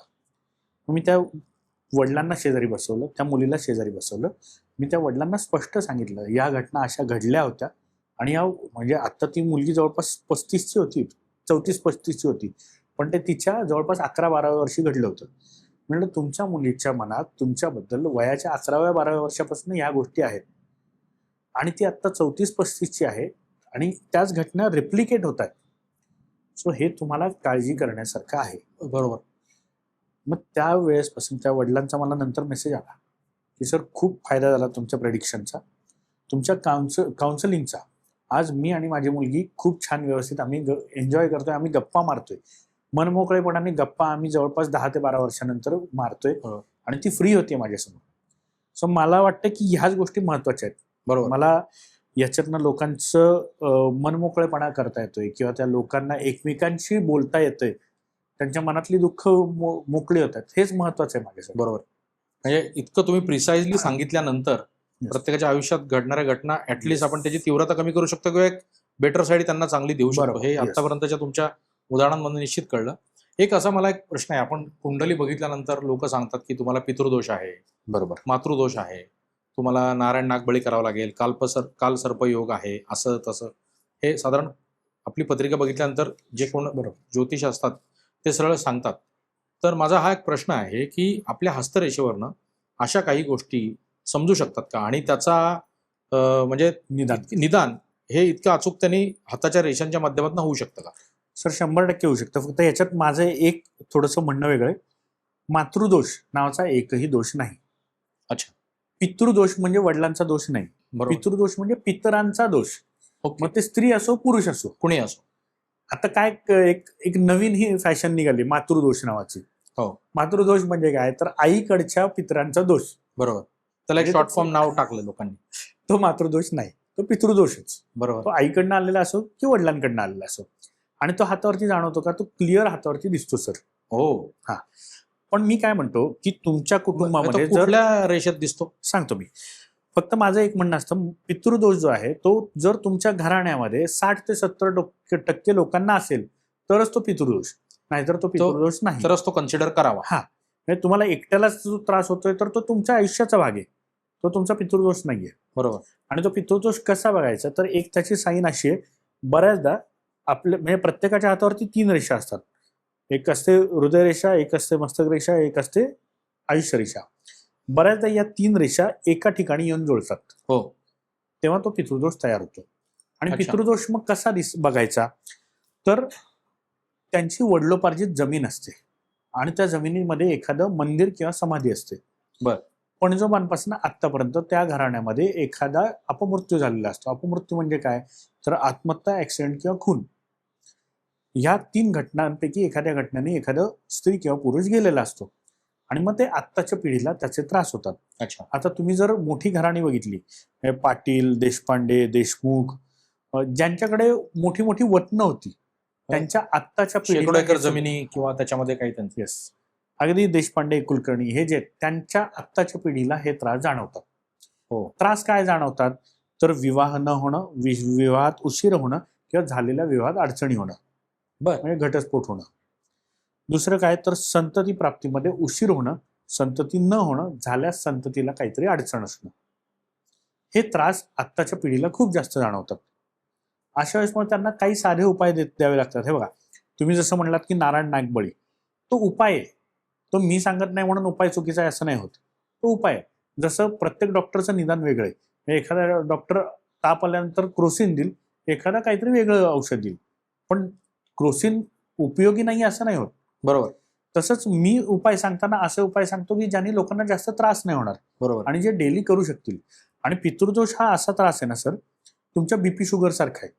म्हणजे तुम्हाला झालं, जर समजा बीपी शुगर असेल तर तुम्हाला रोज औषध घेणं गरजेचं आहे. हो. असं नाही की वर्षातनं आयुष्यातनं मी एकदा औषध घेतलं आणि माझं बीपी बरं झालं, असं नाही होत. तर पितृदोष जर असेल तर तुम्हाला दर आठवड्याला काही गोष्टी त्याच्यासाठी करणं गरजेचं आहे. त्या काय, तर तुमच्या ग्रामदेवतेला जायचंय. म्हणजे तुम्ही ज्या एरियामध्ये राहता त्या ग्रामदेवतेला दर रविवारी जायचंय. ओके. आठवड्यातनं एकदा गाईला हिरवा चारा द्यायचा आहे आणि आठवड्यातनं एकदा भटक्या कुत्र्यांना खायला द्यायचंय. एवढे साधे उपाय आहेत. ओके. पण हे तुम्हाला रेग्युलर करणं गरजेचं आहे. हे जसं जसं तुम्ही करत जाता तसं तसं त्या त्रासाचा इफेक्ट कमी होतो, तीव्रता कमी होते. येस. त्रास जात नाही सर, बीपी शुगर जात नाही, तसंच पितृदोष जात नाही. म्हणजे कोणी जर म्हणलं असेल नारायण नागबळी करा तुमचा पितृदोष जाईल, तो जात नाही. म्हणजे तुम्हाला रेग्युलर त्याच्यासाठी एफर्ट्स घेणं गरजेचंच आहे. त्याचे इफेक्ट कमी होतात, तो जात नाही. म्हणजे जसं बीपी शुगर एकदा चिकटलं की त्याचे ते Yes. तुम्ही कंट्रोल करू शकता, पण पूर्ण अजून. तर आपण एकदा गप्पा मारण्याच्या नादात म्हणालो होतो की तुम्हाला अगदी फार हातावरच्या रेषांवरनं शारीरिक ज्या आरोग्याच्या निगडीत गोष्टी आहेत, बीपी शुगर हे पण कळतं. हे पण इतकं अचूकतेने. आजकाल ना बीपी शुगरला मी खरं तर आजार समजत नाही. ते तर 100 पैकी 90 जणांना बीपी असतंच. शुगर आहे. हा, त्या बीपी आणि शुगरमुळे जर तुमच्या आयुष्यावरती काही फरक पडणार असेल, म्हणजे तुमच्या हृदयावरती काही त्रास आहे किंवा शुगरमुळे तुमच्या किडनीला किंवा एखाद्या ऑर्गनला जर इफेक्ट होणार असेल तर आपल्याला त्या हातावरनं दिसतं आणि आपण सांगतो. बर. पण बीपी आणि शुगर याला मी आजारच मानले आजकाल. हो हो, म्हणजे ते आता कॉमन झालेलं आहे, कोणालाही ते असतातच. येस. थोडक्यात हस्तरेषेवरनं तुम्ही इतकं चांगलं आता प्रिसाइजली सांगू शकता आणि त्याच्यावर निदान करू शकता हे सांगितलं. एखाद्या व्यक्तीच्या, आपलं मगाशी बोलताना एक बोलणं झालं की आपण हात बघतो ते एक व्यक्तीचा असतो. तर एखाद्या घरामध्ये काही सामूहिक अडचणी असतील, म्हणजे एखाद्याच्या घरात काय म्हणतो आर्थिक सुबत्ता ही संपूर्ण कुटुंबालाच अफेक्टेड करणारा असेल, किंवा एखाद्या घराच्या वास्तूच्याच काही प्रॉब्लेम्स असतील, किंवा घरात इतर लोकांची पण आजारपणं असतील, तर तुम्हाला एखाद्याचा हात बघून त्या घरातल्या इतर सदस्य, म्हणजे थोडक्यात त्या कुटुंबाविषयी भाष्य करू शकता का तुम्ही? सर नाही, जसं मी म्हणलं की प्रत्येक शास्त्राला काहीतरी लिमिटेशन्स आहेत, लिमिटेशन्स आहेत. तसं हातावरनं फक्त आपण त्या व्यक्तीचंच बघू शकतो, ओके. इतरांचं बघू शकत नाही. पण एके जर तुम्हाला हातावरती पितृ दिसला तर तुम्हाला सिम्पटम्स साधारण सगळ्या कुटुंबामध्ये काय असतील ते कळतात. पण माझा हात बघितलाय आणि माझ्या वडिलांचं आत्ता काय चालू आहे, किंवा त्यांची आर्थिक प्रगती असेल का, किंवा बऱ्याचदा माझ्याकडे लोक येतात, आमच्या हातावरनं आमच्या मुलांचं सांगा, ते नाही सांगू शकत. म्हणजे प्रत्येक शास्त्राला काहीतरी अर्थात तुम्ही संतती सुख म्हणून, तू पालक म्हणून तुझ्या मुलाला, हा म्हणजे मुलाकडनं तुम्हाला मानसिक त्रास नाहीये एवढंच सांगू शकतो. बरोबर. पण तुमच्या मुलाचं करिअर काय होईल, मुलगा काय शिक्षण घेईल, तो कुठं असेल ते नाही सांगता. बरोबर. म्हणजे हे इथपर्यंत आपल्या शास्त्राची मर्यादा पण आहे आणि आहे. त्याचा अचूकता पण येस. निश्चित आहे. तर जसं आता एखाद्या व्यक्तीच्या आयुष्यामध्ये मंगळ, गुरु, शुक्र हे जसे ग्रह आहेत की ज्याचं प्रत्येकाच्या आयुष्यात एक महत्त्वाचं स्थान आहे, की एखाद्या आपण पत्रिकेच्या माध्यमातून किंवा जनरल ज्योतिषकारांच्या माध्यमातून आपण समजतो की एखाद्याला कडक मंगळ आहे, किंवा एखाद्याला गुरु त्याचा भाग्यात आहे, किंवा शुक्र त्याचा कमजोर आहे, असे जे काही त्यांचे बोलीभाषेतले साधारण बोलतो, तर त्याच्या अनुषंगाने येणारे त्याचे जे काही परिणाम आहेत, रिकरन्स आहेत, तर ते या माध्यमातून पण तुम्हाला कळू शकतात का? सर याच्यात मी स्वतःहून काही गोष्टी पाळायच्या ठरवल्यात. अच्छा. म्हणजे काय, बुध वक्री आहे असं मी जर तुम्हाला सांगितलं, याचा अर्थ काय?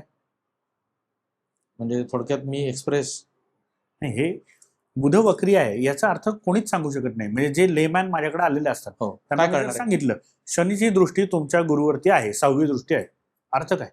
काहीच नाही कळणार. त्यामुळे मी हे सांगणं प्रकर्षाने ठरवलं की ह्या गोष्टी नाही सांगायच्या.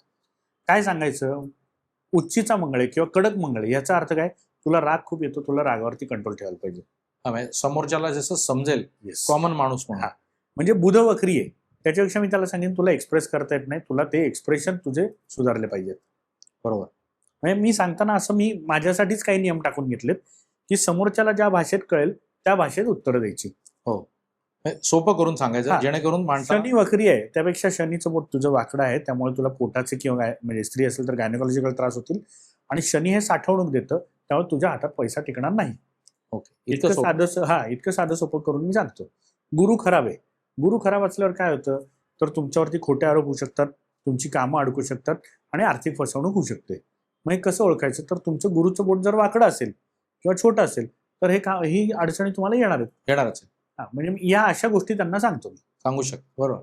म्हणजे बघता ते येतच. तुम्ही जे विचारलं की मग उच्चीच्या मंगळ, कडक मंगळ, बुध वक्री, या सगळ्या गोष्टी बघता येतात, फक्त सांगताना मी अशा पद्धतीने सांगतो. तर आता एखाद्याचा म्हणजे आता जन्मजात एखाद्याला हातच नसेल, बरं, जनरल प्रश्न विचारतो मी, किंवा हात एखाद्याला किंवा ऍक्सिडेंटमध्ये किंवा कुठल्या अपघातामध्ये त्याचा हातच गेला असेल, तर मग त्याच्या बाबतीत काय आपण करणार? मी तुम्हाला वेगळा प्रश्न विचारतो. तुम्हाला इथून मुंबईला जायचंय, कसे जाणार? बसने जाणार, रेल्वेने जाणार, विमानाने जाणार, कुठल्याही पद्धतीने जाऊ शकतो. समजा तुम्ही बसने चाललाय आणि बस फेल झाली तर? मग मी रेल्वेचा विचार करेन. रेल्वे कॅन्सल झाली तर? टुरिस्टची गाडी बघेन. टुरिस्टची गाडी पण कॅन्सल झाली तर? मग मिळेल त्या वाहनाने प्रवास करायचा. याचा अर्थ काय? Destination is important. हात हे भविष्य नाहीये, हात हे भविष्य बघण्याचं माध्यम आहे. बरोबर आहे. माध्यम गेलं म्हणून तुम्ही डेस्टिनेशन सोडणार आहात का? नाही, ते तर अगदी 100%. त्यामुळे हात नाहीये म्हणजे भविष्य नाही किंवा असं काही नाही. हात हे फक्त भविष्य बघण्याचं माध्यम आहे. म्हणजे पॅरा ऑलिम्पिक मध्ये किंवा इतर ठिकाणी ज्यांना हात नाहीत ते लोक सुद्धा अत्युच्च शिखरावर गेलेले आहेत. त्यामुळे हात नाहीये म्हणजे काय, तुम्हाला हातावरनं भविष्य बघता येणार नाही एवढंच. पण त्यांचं कुंडलीतनं बघा, टॅरो कार्डनी बघा, तुम्ही न्यूरोलॉजीने बघा, तुम्ही कुठल्याही मार्गाने बघू शकता. त्यामुळे लोक म्हणतात ज्यांचा हात नाही त्यांना भविष्य नसतं का, तो बावटपण आहे. नाही, भविष्य तर निश्चित असणार, कारण फक्त तो बघण्याचा मार्ग वेगळा आहे. माध्यम वेगळं. एवढंच आहे. एवढंच आहे, बाकी तर त्याचा आहेच आहे. येस. एक असा एक महत्वाचा प्रश्न आहे की तुम्ही जसं म्हणालात की भूतकाळ पण त्यातनं प्रेडिक्ट करू, म्हणजे तुम्ही एखाद्याचा हात बघून मागच्या आयुष्यात तुम्ही त्या मुलीच्या आयुष्यात घडलेली घटना सांगितली, भविष्यातलं पण तुम्ही सांगू शकता. तर वर्तमानातनं भविष्यात जाताना काही आडाखे बांधलेले असतात माणसाने की आपल्याला या पद्धतीने पुढे जायचंय आणि या पद्धतीने आयुष्यात स्थित्यंतर आपल्याला करायचे. म्हणजे एक माणूस काही गोष्टी अचूक स्वतःच्या ठोकताळे बांधून पुढे मार्गक्रमण करत असतो. तर या सगळ्या गोष्टीमध्ये हातावरच्या रेषा याच्या माध्यमातून जर त्यांनी तुमच्यासारख्या तज्ज्ञ माणसाकडनं मार्गदर्शन घेतलं आणि कन्सल्ट केलं, तर तुम्ही आगाऊ सूचना एखादी दिली की बाबा हे तू करण्याचा विचार करतोयस असं मला जाणवतंय, तर तू हे नको करूस किंवा हे कर, तू याच्याऐवजी अशा पद्धतीने कर, इतपत तुम्हाला त्याच्यातनं गोष्टी समजतात का? मी उदाहरण देतो. माझ्याकडे मध्ये एक क्लायंट आल्या होत्या, लेडीज होत्या, 32व्या वर्षी वगैरे त्या माझ्याकडे आल्या होत्या आणि 35व्या वर्षी मला दिसत होतं त्या नवीन काहीतरी चालू करणार आहेत. बरं. म्हणजे त्यांचा इन्कम सोर्स बदलणार आहे. तर 32-33ला मी त्यांना सांगितलं की नाही, तुमचं 35व्या वर्षी इन्कम सोर्स बदलणार आहे. त्यांनी मला सांगितलं असं कसं शक्य आहे सर, मी आता खूप जास्त इन्व्हेस्टमेंट केली आहे माझ्या नवीन व्यवसायात. मी माझे कार्ड छापून घेतले, ऑफिस रिन्यू केलंय, लोकांना हायर केलंय, सगळं केलंय. म्हटलं सर मॅडम सगळं ठीक आहे, पण मला तुमच्या हातावरती 35व्या वर्षी चेंज दिसतोय आणि तुमचं हे सगळं जे आहे याच्यानं लॉस नाही होणार तुम्हाला, पण हे तुम्ही कॅरी फॉरवर्ड नाही करणार आहात. अच्छा. 36व्या वर्षी बरोबर त्यांचा मेसेज आला मला. तो मेसेज माझ्याकडे अजूनही आहे. सर मला वाटलं नव्हतं की मी 2-2.5 वर्षातच माझा आधीचा जो सेटअप होता तो बंद करीन आणि नवीन व्यवसाय चालू करीन. आत्ता मी काउन्सिलिंगच्या क्षेत्रात आलेली आहे, आधीचा सगळा व्यवसाय मी बंद केलेला आहे. एकदम 360 डिग्रीमध्येच त्यांचं इतपत तुम्हाला इतक्या हातात गोष्टी क्लिअर करतात. एक अशी एक शंका आहे मला की नॉर्मली माणसाच्या अधोगती जेव्हा होते किंवा मनासारख्या गोष्टी घडत नाहीत, तेव्हा माणूस तंत्र विद्या या गोष्टींकडे थोडासा वळायला लागतो की आपल्याला काही असं काही झालंय का. तर तुम्हाला एखाद्याचा हात बघून त्याला नजरबाधा झाली आहे का, त्याला दृष्ट लागली आहे का, किंवा त्याच्याकडे निगेटिव्हिटी त्याच्या स्वतःच्याकडे आली आहे का, किंवा करणी वगैरे हे जे काही सामान्य आता या गोष्टींचा प्रभाव किंवा त्याची चर्चा खूप मोठ्या प्रमाणावर सोशल मीडियामुळे यायला लागली, तर असं या हात बघून तुम्हाला कळतं? सर नजरबाधा करणी किंवा या गोष्टी हातावरती कळतातच, पण त्याचबरोबर आपल्याला हातासोबत चेहरा पण बघावा लागतो. त्याचं कारण का, हे सामुद्रिक शास्त्र आहे. ओके. हस्त सामुद्रिक, त्याच्यात हात हात बघतो आपण, पण सामुद्रिक शास्त्रामध्ये पूर्ण अंगलक्षण बघावं लागतं. ओके. तुम्हाला जर तुम्ही चेहरा तुमचा बघितला तर अचानक बऱ्याचदा हा जो पार्ट आहे तिथे काळे भुवईच्या डाग वरचा. येतात. येस, भुवईच्या वरचा इथे असा काळा पट्टा आलेला असतो. अच्छा. बऱ्याचदा लोकांना ते टॅनिंग वाटतं, तर ते टॅनिंग नसून तो नजरबाधा असते. हो. किंवा तुम्ही जेव्हा हात बघता तुमचा, बरोबर हाताच्या मध्ये काळा डाग आलेला असतो, ती नजरबाधा असते तुमची. असा येतो? हो येतो. आत्ता माझ्या 1.5 महिन्यापूर्वीच माझ्याकडे एक क्लायंट आला होता. त्याचा हात बघताना मी पालकांना विचारलं, तुम्हाला याच्यात फरक दिसतोय का काही या हातामध्ये? उजवा हात आणि डावा हात.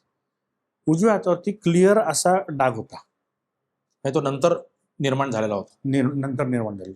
आणि त्याच्यात घटना काय घडली होती, तर ती व्यक्ती टुरिस्ट कंपनीची गाईड आहे, परदेशात गेली होती आणि त्याच्यावरती आफ्रिकेच्या कुठल्या तरी देशात ती टूर घेऊन गेली होती आणि त्याच्यावरती काही गोष्टी झाल्या आणि तिथं तो सगळ्या गोष्टी विसरून स्वतःकडचं जे काय होतं ते म्हणजे पैसे, त्या टूर कंपनीचे पैसे, स्वतःचा मोबाईल, सगळ्या गोष्टी तिथंच तो देऊन आला होता. थोडक्यात संमोहन शास्त्रासारखा किंवा कुठला तरी नजरबाधा, भ्रमित करून त्यांना अशा नजरबाधा गोष्टी झाल्या होत्या आणि त्याला काहीच आठवत नव्हतं ते काय झालं. बापरे. पण हातावरती आल्यावर हातावरती ते काळा डाग दिसत होतं. पण मग त्याला रेक्टिफिकेशन करून त्याला पुढं त्याला उपाय देता येतात. त्याला साधा सोपा उपाय काय आहे माहिती का सर, तुम्ही दर शनिवारी आपलं मीठ असतं ना, खायचं मीठ, हा. जसं आपण उठण्याने आंघोळ करतो तसं मिठाने आंघोळ करणं. अच्छा. आता मीठ काय करतं, तर तुम्ही लहान मुलगा आपल्या घरी आहे, लहान मूल, तो रडल्यावर आजी काय करते, तर मिठाने त्याची दृष्ट काढते आणि तो मुलगा शांत होतो. म्हणजे हे शास्त्र आहे. हो अगदी अगदी. आपला ऑरा क्लीन केला जातो त्यांनी. बरोबर आहे. मग मी त्यांना उपाय काय सांगतो, दर शनिवारी तुम्ही अंगावरती पाणी घ्यायचंय, मीठ चोळायचं अख्ख्या अंगाला, खायचं मीठ आणि पाणी घ्यायचं. त्याची जी काही नजर लागणं असेल किंवा करणी असेल त्याचा इफेक्ट हळूहळू कमी होतो, लगेच जात नाही, जाते त्याची, ती कमी होते आणि मग परत पूर्ववत गाडी सुरू होते. म्हणजे इतपत हस्तरेषेच्या माध्यमातून किंवा तुम्ही म्हणला चेहरा बघून याच्यामध्ये आपल्याला कळू शकतात गोष्टी आणि त्याच्यावर आपण उपाय करू शकतो. म्हणजे फेस रिडिंग पण आपल्याला तेवढंच महत्वाचं आहे का या सगळ्या फेस रिडिंग हा प्रकार खूप वेगळा आहे आणि तो खूप नॉलेजेबल आहे. मला त्यातलं जास्त येत नाही, पण अच्छा. ह्या गोष्टी आपण हात आणि चेहरा कळू शकतो. एवढ्या बघून सांगतो. एक आता इतका वेळ चर्चा झाली आपल्याला, आपण आता प्रॉब्लेम्स काय येऊ शकतात किंवा त्याच्यावर प्रॉब्लेम्स काय काय आहेत हे आपण डिस्कस केलं. आता नॉर्मली लोकांची अपेक्षा असते की एवढं सगळं झालं साहेब, आता त्याच्यावर उपाय काय बरोबर. किंवा हे सगळं आमच्याकडे येतंय, आम्हाला दिसतंय की असं असं होणार आहे. तर ज्या ज्या काही गोष्टी आपण डिस्कस केल्या त्याच्याविषयी तुम्ही काही रेमेडी सजेस्ट करता का, आणि जर करत असाल तर त्या काय आहेत? सर रेमेडी 100% म्हणजे सांगाव्याच मी लागतात. तुम्हाला थोडक्यात असं विचारेन की धनवृद्धी, आरोग्य, शैक्षणिक, वैवाहिक, अजून संतती आणि इतर घरामध्ये काही गृहदोष असतील तर या सगळ्याच्या एक एक करून तुम्ही आम्हाला सांगा. सर तुम्हाला गंमत सांगू का? एक माणूस आहे, त्याला कौटुंबिक त्रास असतो, म्हणजे वैवाहिक त्रास असो, हो. किंवा त्याच्या आर्थिक गोष्टीत त्रास असो, हो. किंवा त्याचा कुठलाही त्रास असो, तो त्याच्या आयुष्यात एकच कुठला तरी त्रास असतो त्याच्याशी जोडलेला असतो. हो, अगदी बरोबर आहे. म्हणजे फॉर एक्झाम्पल द्यायचं झालं तर एक व्यक्तीचा बुध खराब आहे, त्याला बोलता येत नाही किंवा त्याला एक्सप्रेस करता येत नाही. तोच त्रास त्याला करिअर ग्रोथमध्ये प्रॉब्लेम देणार आहे, तोच त्रास त्याला वैवाहिक याच्यात त्रास देणार आहे, आणि तोच त्रास त्याला त्याचे जे काही मित्र आहेत किंवा त्या याच्यामध्ये मानसिक त्रास सुद्धा देणार आहे. सामाजिक पण त्याला थोड्या अडचणी येणार. हा, म्हणजे मला उपाय द्यायचा एकाच गोष्टीवरती, अगदी बरोबर आहे. प्रश्न किती असू देत. बरोबर. त्यामुळे जेव्हा माझ्याकडे लोक येतात तेव्हा मी प्रत्येकाच्या हातात नक्की त्याचा प्रॉब्लेम काय, नक्की कशामुळे हे सगळं होतंय ते शोधतो आणि त्याच्यानुसार उपाय देतो. बरोबर. आता मी माझ्यासाठी काही नियम पाळून ठेवलेत. सर डॉक्टर आणि ज्योतिषी याच्याकडे फक्त आणि फक्त त्रासलेलीच लोक येतात. हो. मी खूप खूप खुश आहे आज म्हणून मी ज्योतिषाकडे जातो असं होत नाही. कधीच नाही होत. त्यामुळे मी एक नियम ठेवलेला की माझ्याकडे आलेल्या माणसाला खिशाला परवडेल अशीच रेमेडी मी देतो. रेमेडी देताना माझा प्रयत्न असतात की त्याला 10-12 हजाराचा, म्हणजे तुम्ही जर पुष्कराज एक साधं उदाहरण घेऊया, आपण पाचू किंवा पुष्कराज सर्रास दिला जातो. पाचू जरी बघायला गेलात ना सर 10-12 हजाराच्या खाली पाचू नाही. अगदी, म्हणजे ओरिजिनल चांगला हा. बऱ्यापैकी म्हणलं तर. आणि त्याची जर अंगठी सोन्यात करायची झाली तर 70-80 हजाराच्या खाली काही जात नाही. 100%. म्हणजे 1 लाखाचा उपाय झाला तो. हो. म्हणजे माणूस तुमच्याकडे आलेला आहे की मला पैसे टिकत नाहीत किंवा मला पैशाचा प्रॉब्लेम आहे, आणि मी जर त्याला सांगितलं 1 लाखाचं रेमेडी, तर औषधापेक्षा रोग किती परवडला. त्यापेक्षा मग मी अशा वेळेस काय सांगतो, तुझा बुध खराब आहे ना, तू गाईला बुधवारी हिरवा चारा दे. बर. किंवा मग मी बऱ्याचदा सांगतो तुमचा गुरु खराब आहे ना, दर गुरुवारी दत्त महाराज, गजानन महाराज, स्वामी समर्थांच्या मंदिरात जा, तिथं पिवळं फुल, हरभरा डाळ आणि गुळ एवढं तू वाहा. अच्छा. हा, याच्या उपर जर त्याचं म्हणणंच असेल की मला या गोष्टी करणं शक्य नाही, तर मग मी त्याला काय सांगतो की ठीक आहे, मग बुध पाचू आहे ना, पाचूला उपरत्न काय आहे तर जेडचं ब्रेसलेट, जे कितीला येतं 850-900 रुपयाला, जास्तीत जास्त 1000 रुपयाला, ते मी ब्रेसलेट देतो. बर. किंवा गुरुचं उपरत्न आहे.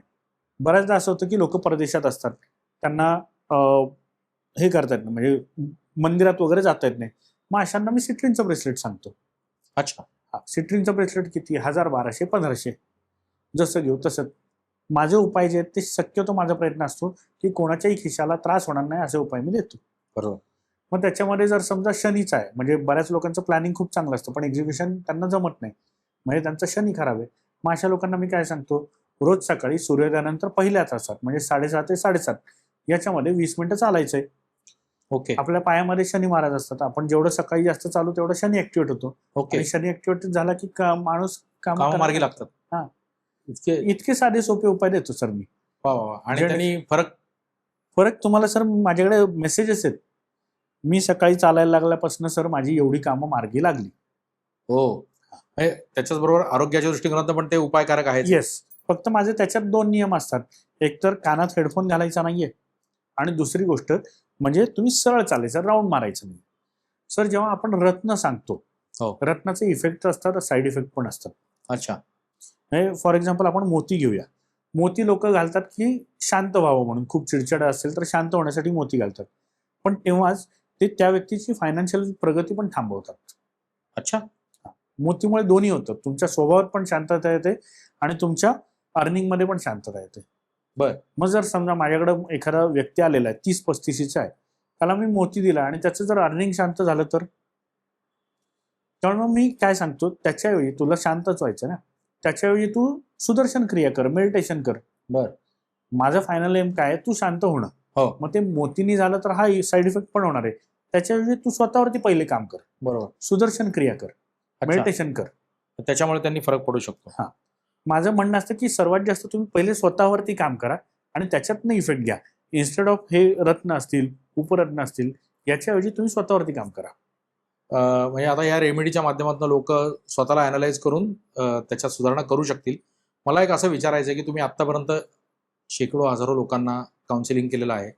अनेकांच्या आयुष्यात तुम्ही चांगल्या बदल घडवण्याच्या साठी कारणीभूत ठरलेले आहात.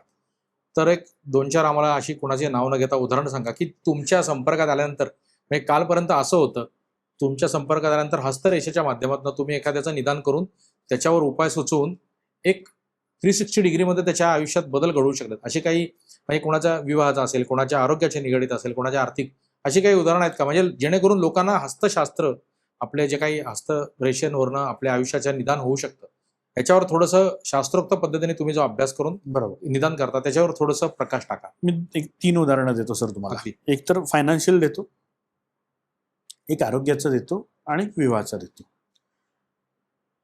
माझ्याकडे मध्ये एक क्लायंट आला होता, साधारण एक 37 वर्षाचा होता. लग्न करायचं होतं त्याला, लग्न झालं नव्हतं आतापर्यंत. मी त्याला कारणं सांगितली की तुझं लग्न न होण्याची कारणं ही आहेत.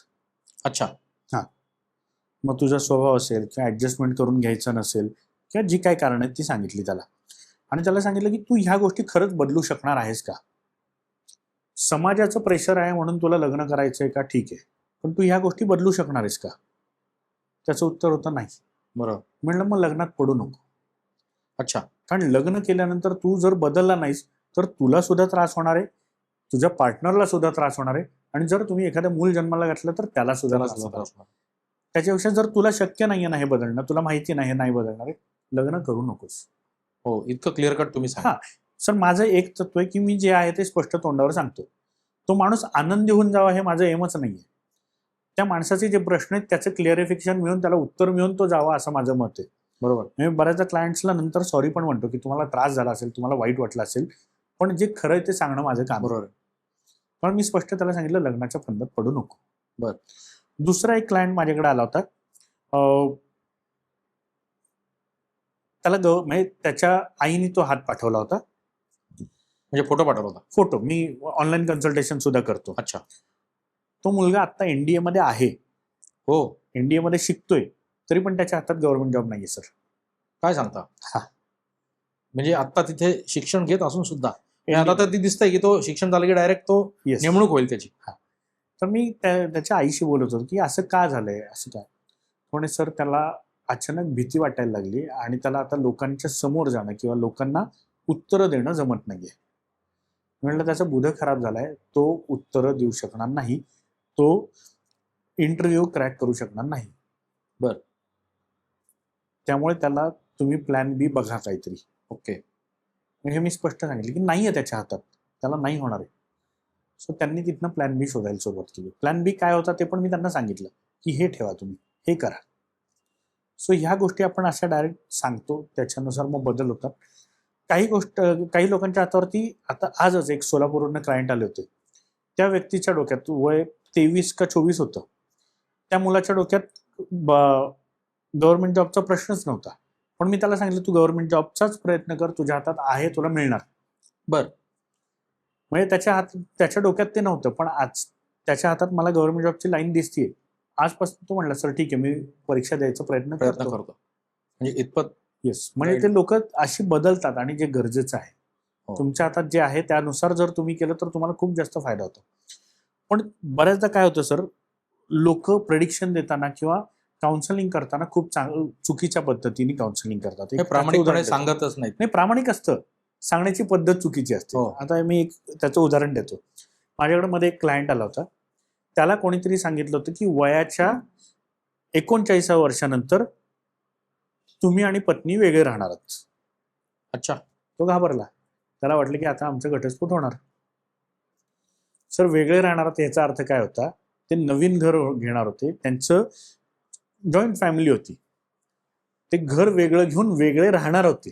अच्छा, म्हणजे ते दोघं एकत्र पण घरापासून वेगळे राहणार होते. असं प्रेडिक्शन होतं सर ते. पण ज्याच्या कोणाकडे ते गेले होते त्यांनी सांगितलं होतं की तुम्ही 39व्या वर्षापासून सेपरेट होणार आहात. त्याचा मी अदर वे अर्थ घेतला. हा, मी हात बघितला, दोघांचाही हात बघितला, दोघांच्याही हातात सेपरेशन म्हणजे एकमेकांपासून विभक्त होणे कुठंच नव्हतं. पण मी त्यांना म्हटलं 39व्या वर्षी तुम्ही घर बुक करण्याचा वगैरे विचार करताय का? आणि ते साधारण 37व्या वर्षी आले होते. ते म्हणे सर आत्ताच मी अंडर कन्स्ट्रक्शन फ्लॅट बुक केलाय, ज्याचं पोझिशन आम्हाला साधारण 2 ते 2.5 वर्षांनी मिळणार आहे. हे त्या म्हणजे तुम्ही त्या घरामध्ये फक्त शिफ्ट होणार आहात आणि तुम्ही दोघेही एकत्रच राहणार आहात. सेपरेशन म्हणजे हे असं सेपरेशन आहे. म्हणजे जॉईंट फॅमिलीमधनं वेगळे, पण नवरा बायको म्हणून एकत्र. येस. असं चुकीच्या पद्धतीने गाईडलाईन दिल्यावर एखाद्याचा पायाखालची जमीन सरकू शकते. सर याचं अजून एक मी उदाहरण देतो. माझ्याकडे एक क्लायंट आले होते, साधारण ते आले होते 40-45 वर्ष, 40-45 असतील, आणि त्यांना सांगितलं होतं वयाच्या 52व्या वर्षी तुम्ही जाणार आहे. अरे बापरे. आणि हे कधी सांगितलं होतं? जेव्हा ते 27 वर्षाचे होते. म्हणजे 27 ते माझ्याकडे जे आले होते 40-45, तोवर ते डिप्रेशनची गोळी खात होते सर. काय सांगताय?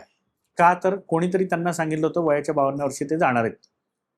हो, मी 52व्या वर्षी मरणार आहे ह्या भीतीने तो माणूस इतके वर्ष डिप्रेशनची गोळी खात होता. माय गॉड.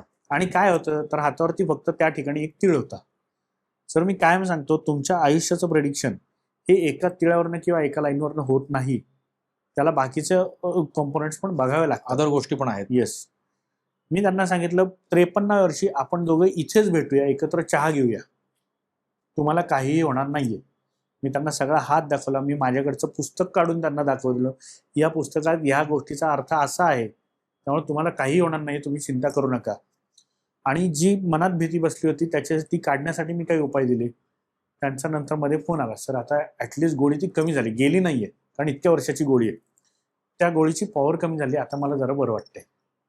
म्हणजे चुकीच्या सांगण्यामुळे एखाद्याच्या आयुष्यात खूप मोठा अनर्थ घडू खूप शकतो. मोठा फरक पडतो. डिप्रेशनची गोळी माणूस 15-20 वर्ष खातोय म्हणजे होत्याचं नव्हतं. संपलंय, त्याची बॉडी आतनं विनाकारणच गेली आहे सर. आणि एक मगाशी तुम्ही बोलता बोलता विवाहाच्या संदर्भात एखादं उदाहरण तुमचं? विवाहाच्या संदर्भात सर खूप उदाहरण आहेत, खूप. म्हणजे बरेच विवाह तुटण्यापासून थांबवलेले आहेत, काही विवाह होण्यापासून पण थांबवलेले आहेत. पण अच्छा, इथपर्यंत पण गेला. मी सांगतो, त्याचं उदाहरण देतो मी तुम्हाला. एक मध्ये माझ्याकडे एक जोडपं आलं होतं. मुलं होती, यंग मुलं होती, साधारण एक 23-24ची मुलं होती. मुलगा आणि मुलगी दोन्ही आले होते. आम्हाला एकमेकांबद्दल प्रेम आहे आणि आम्हाला लग्न करायचंय, काय करू? मी त्यांना सांगितलं, हे दादा, तुझ्या हातामध्ये हे प्रॉब्लेम आहेत, हिच्या हातामध्ये हे प्रॉब्लेम आहेत. तू प्रेमासाठी ऍक्सेप्ट करशील, पण हे प्रॉब्लेम तुझ्या घरचे नाही ऍक्सेप्ट करणार आहेत. ओके. तुला जर असं म्हणणं असेल की मी घरच्यांना सोडून वेगळं राहतो, तर हे विवाह टिकण्याचे 30 ते 40% चान्सेस आहेत. पण सर कसं असतं, जेव्हा प्रेम असतं ना, तेव्हा माणूस भांडल्यानंतर परत सेपरेट जातो. म्हणजे काय तर जेव्हा अफेअरमध्ये असतो, लग्नाच्या आधीची कंडिशन मी सांगतो, भांडल्यानंतर ती मुलं एकमेकांच्या घरी निघून जातात, तेव्हा ती भांडणांना शांतता येते. हो. पण जेव्हा माणूस लग्न करतो, भांडतो, तेव्हा तो एकाच रूम मध्ये राहतो. हो. आणि ती भांडणं संपत नाही, ती त्या दुमसत मध्ये फिरत राहतात. जेव्हा माणूस वेगळा जातो ना, तेव्हा ते वेगळे विचार करायला शांतता मिळते, म्हणून ती लोक परत एकत्र येतात. हो. पण जेव्हा तो वाद फिरत असतो, धुमसत असतो, तेव्हा कधी एकदा मी या रिलेशन मधनं सुटतोय असं इतपत लोकांची मानसिकता म्हणजे चिडचिड होते आणि येस, थोडंसं डेस्परेट. त्यामुळे मी त्यांना स्पष्ट सांगितलं की तुम्ही आता जे म्हणताय ते शक्य नाहीये, तुम्ही एकमेकांशी लग्न करू शकत नाही, लग्न केल्यावर हे प्रॉब्लेम येणार आहेत. त्यामुळे लग्नानंतर तुम्ही सेपरेशन, घटस्फोट, त्या लिगल टर्म्स त्याच्यामध्ये पडण्यापेक्षा आत्ता शांततेने वेगळं व्हा, तुम्ही वेळ घ्या, तुम्ही शांत व्हा, मानसिकरित्या स्थिर व्हा, आणि मग नवीन रिलेशन मध्ये प्रॅक्टिकल अनुभव घ्या. म्हणजे इतपत अशा पद्धतीने पण मी सोल्युशन सांगतो. थोडंसं परखड वाटतं ते, बऱ्याचदा लोकांना माझ्या इथनं जाताना ते आनंदीही नसतात, कारण माझं काम आनंदी करणं हे नाहीच आहे. बरोबर, आरसा दाखवणं आहे. येस, माझं काम हे लोकांना सत्य परिस्थिती काय आहे त्याची जाण करून देणं आहे. हे एक आता जाता जाता छोटा प्रश्न विचारतो. परदेश गमन असेल किंवा नवीन घरं होण्याचे चान्सेस असतील, नवीन वाहन खरेदी किंवा आयुष्यात नवीन काही अचिव्हमेंट्स असतील, या पण तितक्याच प्रिसाइजली इयर टू इयर तुम्ही स्पेसिफिकली तुम्ही परदेशात जाणार आहात का? जाणार असाल तर शॉर्ट टर्म साठी जाणार आहात का? गेलात तर तुम्ही तिथे सेटल होणार आहात का? हे सगळं हातावरनं कळतं. आणि वास्तू योग पण. वास्तू कधी होणार आहे ती तुम्ही अंडर कन्स्ट्रक्शन बुक करा का रेडी पोझिशन बुक करा, त्याच्यामध्ये काय काय लिटिगेशन किंवा प्रॉब्लेम काय येऊ शकतात ते सगळं आपण सांगू शकतो. वडिलोपार्जित प्रॉपर्टी आहे ती तुम्हाला मिळणार आहे का, मिळणार असेल तर त्याच्यासाठी तुम्हाला कोर्ट कचेरी करणं गरजेचं आहे का, तुमच्या भावांभावांमध्ये पटणार आहे का, त्याच्यासाठी तुम्हाला काही लिगल गोष्टी कराव्या लागणार आहेत का, या सगळ्या प्रश्नांची उत्तर आपण हातावर देऊ शकतो. बापरे, म्हणजे इतकं अचूक त्याच्यामध्ये Yes. आहे. आणि तुम्ही आतापर्यंत जे दिलेल्या उदाहरणांवरून हे तुम्ही Yes. दाखवून दिलेत की त्याचे अनेक लाभार्थी तुमच्या या सल्ल्याचे आहेत. आणि वेगवेगळे म्हणजे तुम्ही एन नंबर ऑफ आपल्या आयुष्यात घडणाऱ्या घटनांवर Yes. भाष्य केलं आणि त्याचं अगदी सत्य आणि असत्य इतकं म्हणजे कठोर शब्दात तुम्ही त्याचं बरोबर. मोजमाप लावलं. तर खरंच म्हणजे हस्तशास्त्र ही खूप मोठी विद्या आहे. याची आज प्रचिती शब्दशः तुम्ही दिलीत. आणि खरंच मला स्वतःला पण इतकं आनंद वाटला की तुमच्यासारखा एक या क्षेत्रातला तज्ज्ञ आज आमच्या प्लॅटफॉर्मवर आला आणि आमच्या प्रेक्षकांना अनेक गोष्टी त्यांनी आज दाखवल्या आणि सांगितल्या पण. तर प्रेक्षक हो, पेंढारकर सरांच्या आत्ताच्या इंटरव्ह्यूमधनं आपल्याला अनेक गोष्टींचा उलगडा झाला. ते पुण्यामध्येच असतात. ज्या ज्या लोकांना आपल्या आयुष्यामध्ये काही समस्या आहेत किंवा मार्गदर्शन हवं आहे, अशा लोकांनी जरूर त्यांचा वेळ घ्यावी. आणि मी त्यांचा नंबर स्क्रीनवर शेअर करीनच. तर तुम्ही त्याचा लाभ घ्या आणि आपल्या आयुष्यातल्या अडचणींना सामोरं जाण्यासाठी त्यांची मदत घ्या. तर अशाच प्रकारच्या अनेक वेगवेगळ्या क्षेत्रातल्या मान्यवर लोकांच्या समवेत मी तुमच्याकडे कायम येतच असतो. आणि प्रत्येक वेळेला कटाक्षाने हे मी बघतो की आधी येऊन गेलेल्या विषयाचे लोक परत येणार नाहीत. आतापर्यंत आपलं ट्रॅक रेकॉर्ड जर तुम्ही बघितलं तर प्रत्येक वेळेला आपण वेगळा विषय घेऊनच तुमच्यासमोर आले. तर आजचा हा सुद्धा भाग अतिशय सुंदर आणि अत्यंत अभ्यासपूर्ण चर्चा अशी झाली की मला खात्री आहे तुम्हाला पण निश्चित त्याचा प्रत्यंतर येईल. तर अशाच प्रकारच्या नवीन पाहुण्यांच्या आणि नवीन विषयांच्या बरोबर तुमच्याकडे मी परत नवीन घेऊन येतोच आहे. आपल्या चॅनलला सबस्क्राईब करा, शेअर करा आणि लाईक करा आणि जास्तीत जास्त लोकांपर्यंत पोहोचवा, जेणेकरून आमच्या या वेगवेगळ्या विषयावरच्या पाहुण्यांचं तुम्हाला मदत होईल, अभ्यासपूर्ण विवेचनाचा लाभ घेईल. तर धन्यवाद. परत एकदा तुमचे आभार. आणि परत एकदा वेगळा विषय घेऊन मी तुमच्याकडे निश्चित येणार. म्हणजे इतिहासकालीन तुमच्याकडची शस्त्र बरोबर. आणि त्याचं प्रशिक्षण देण्याचा तुमची जी कला आहे त्याच्यावर एक वेगळा एपिसोड करायचा माझ्या डोक्यात आहे. नक्की. तर त्याच्यासाठी पण आपण परत एकदा नक्की भेटूया. Yes. तोपर्यंत धन्यवाद. धन्यवाद. आभारी. धन्यवाद. थँक्यू.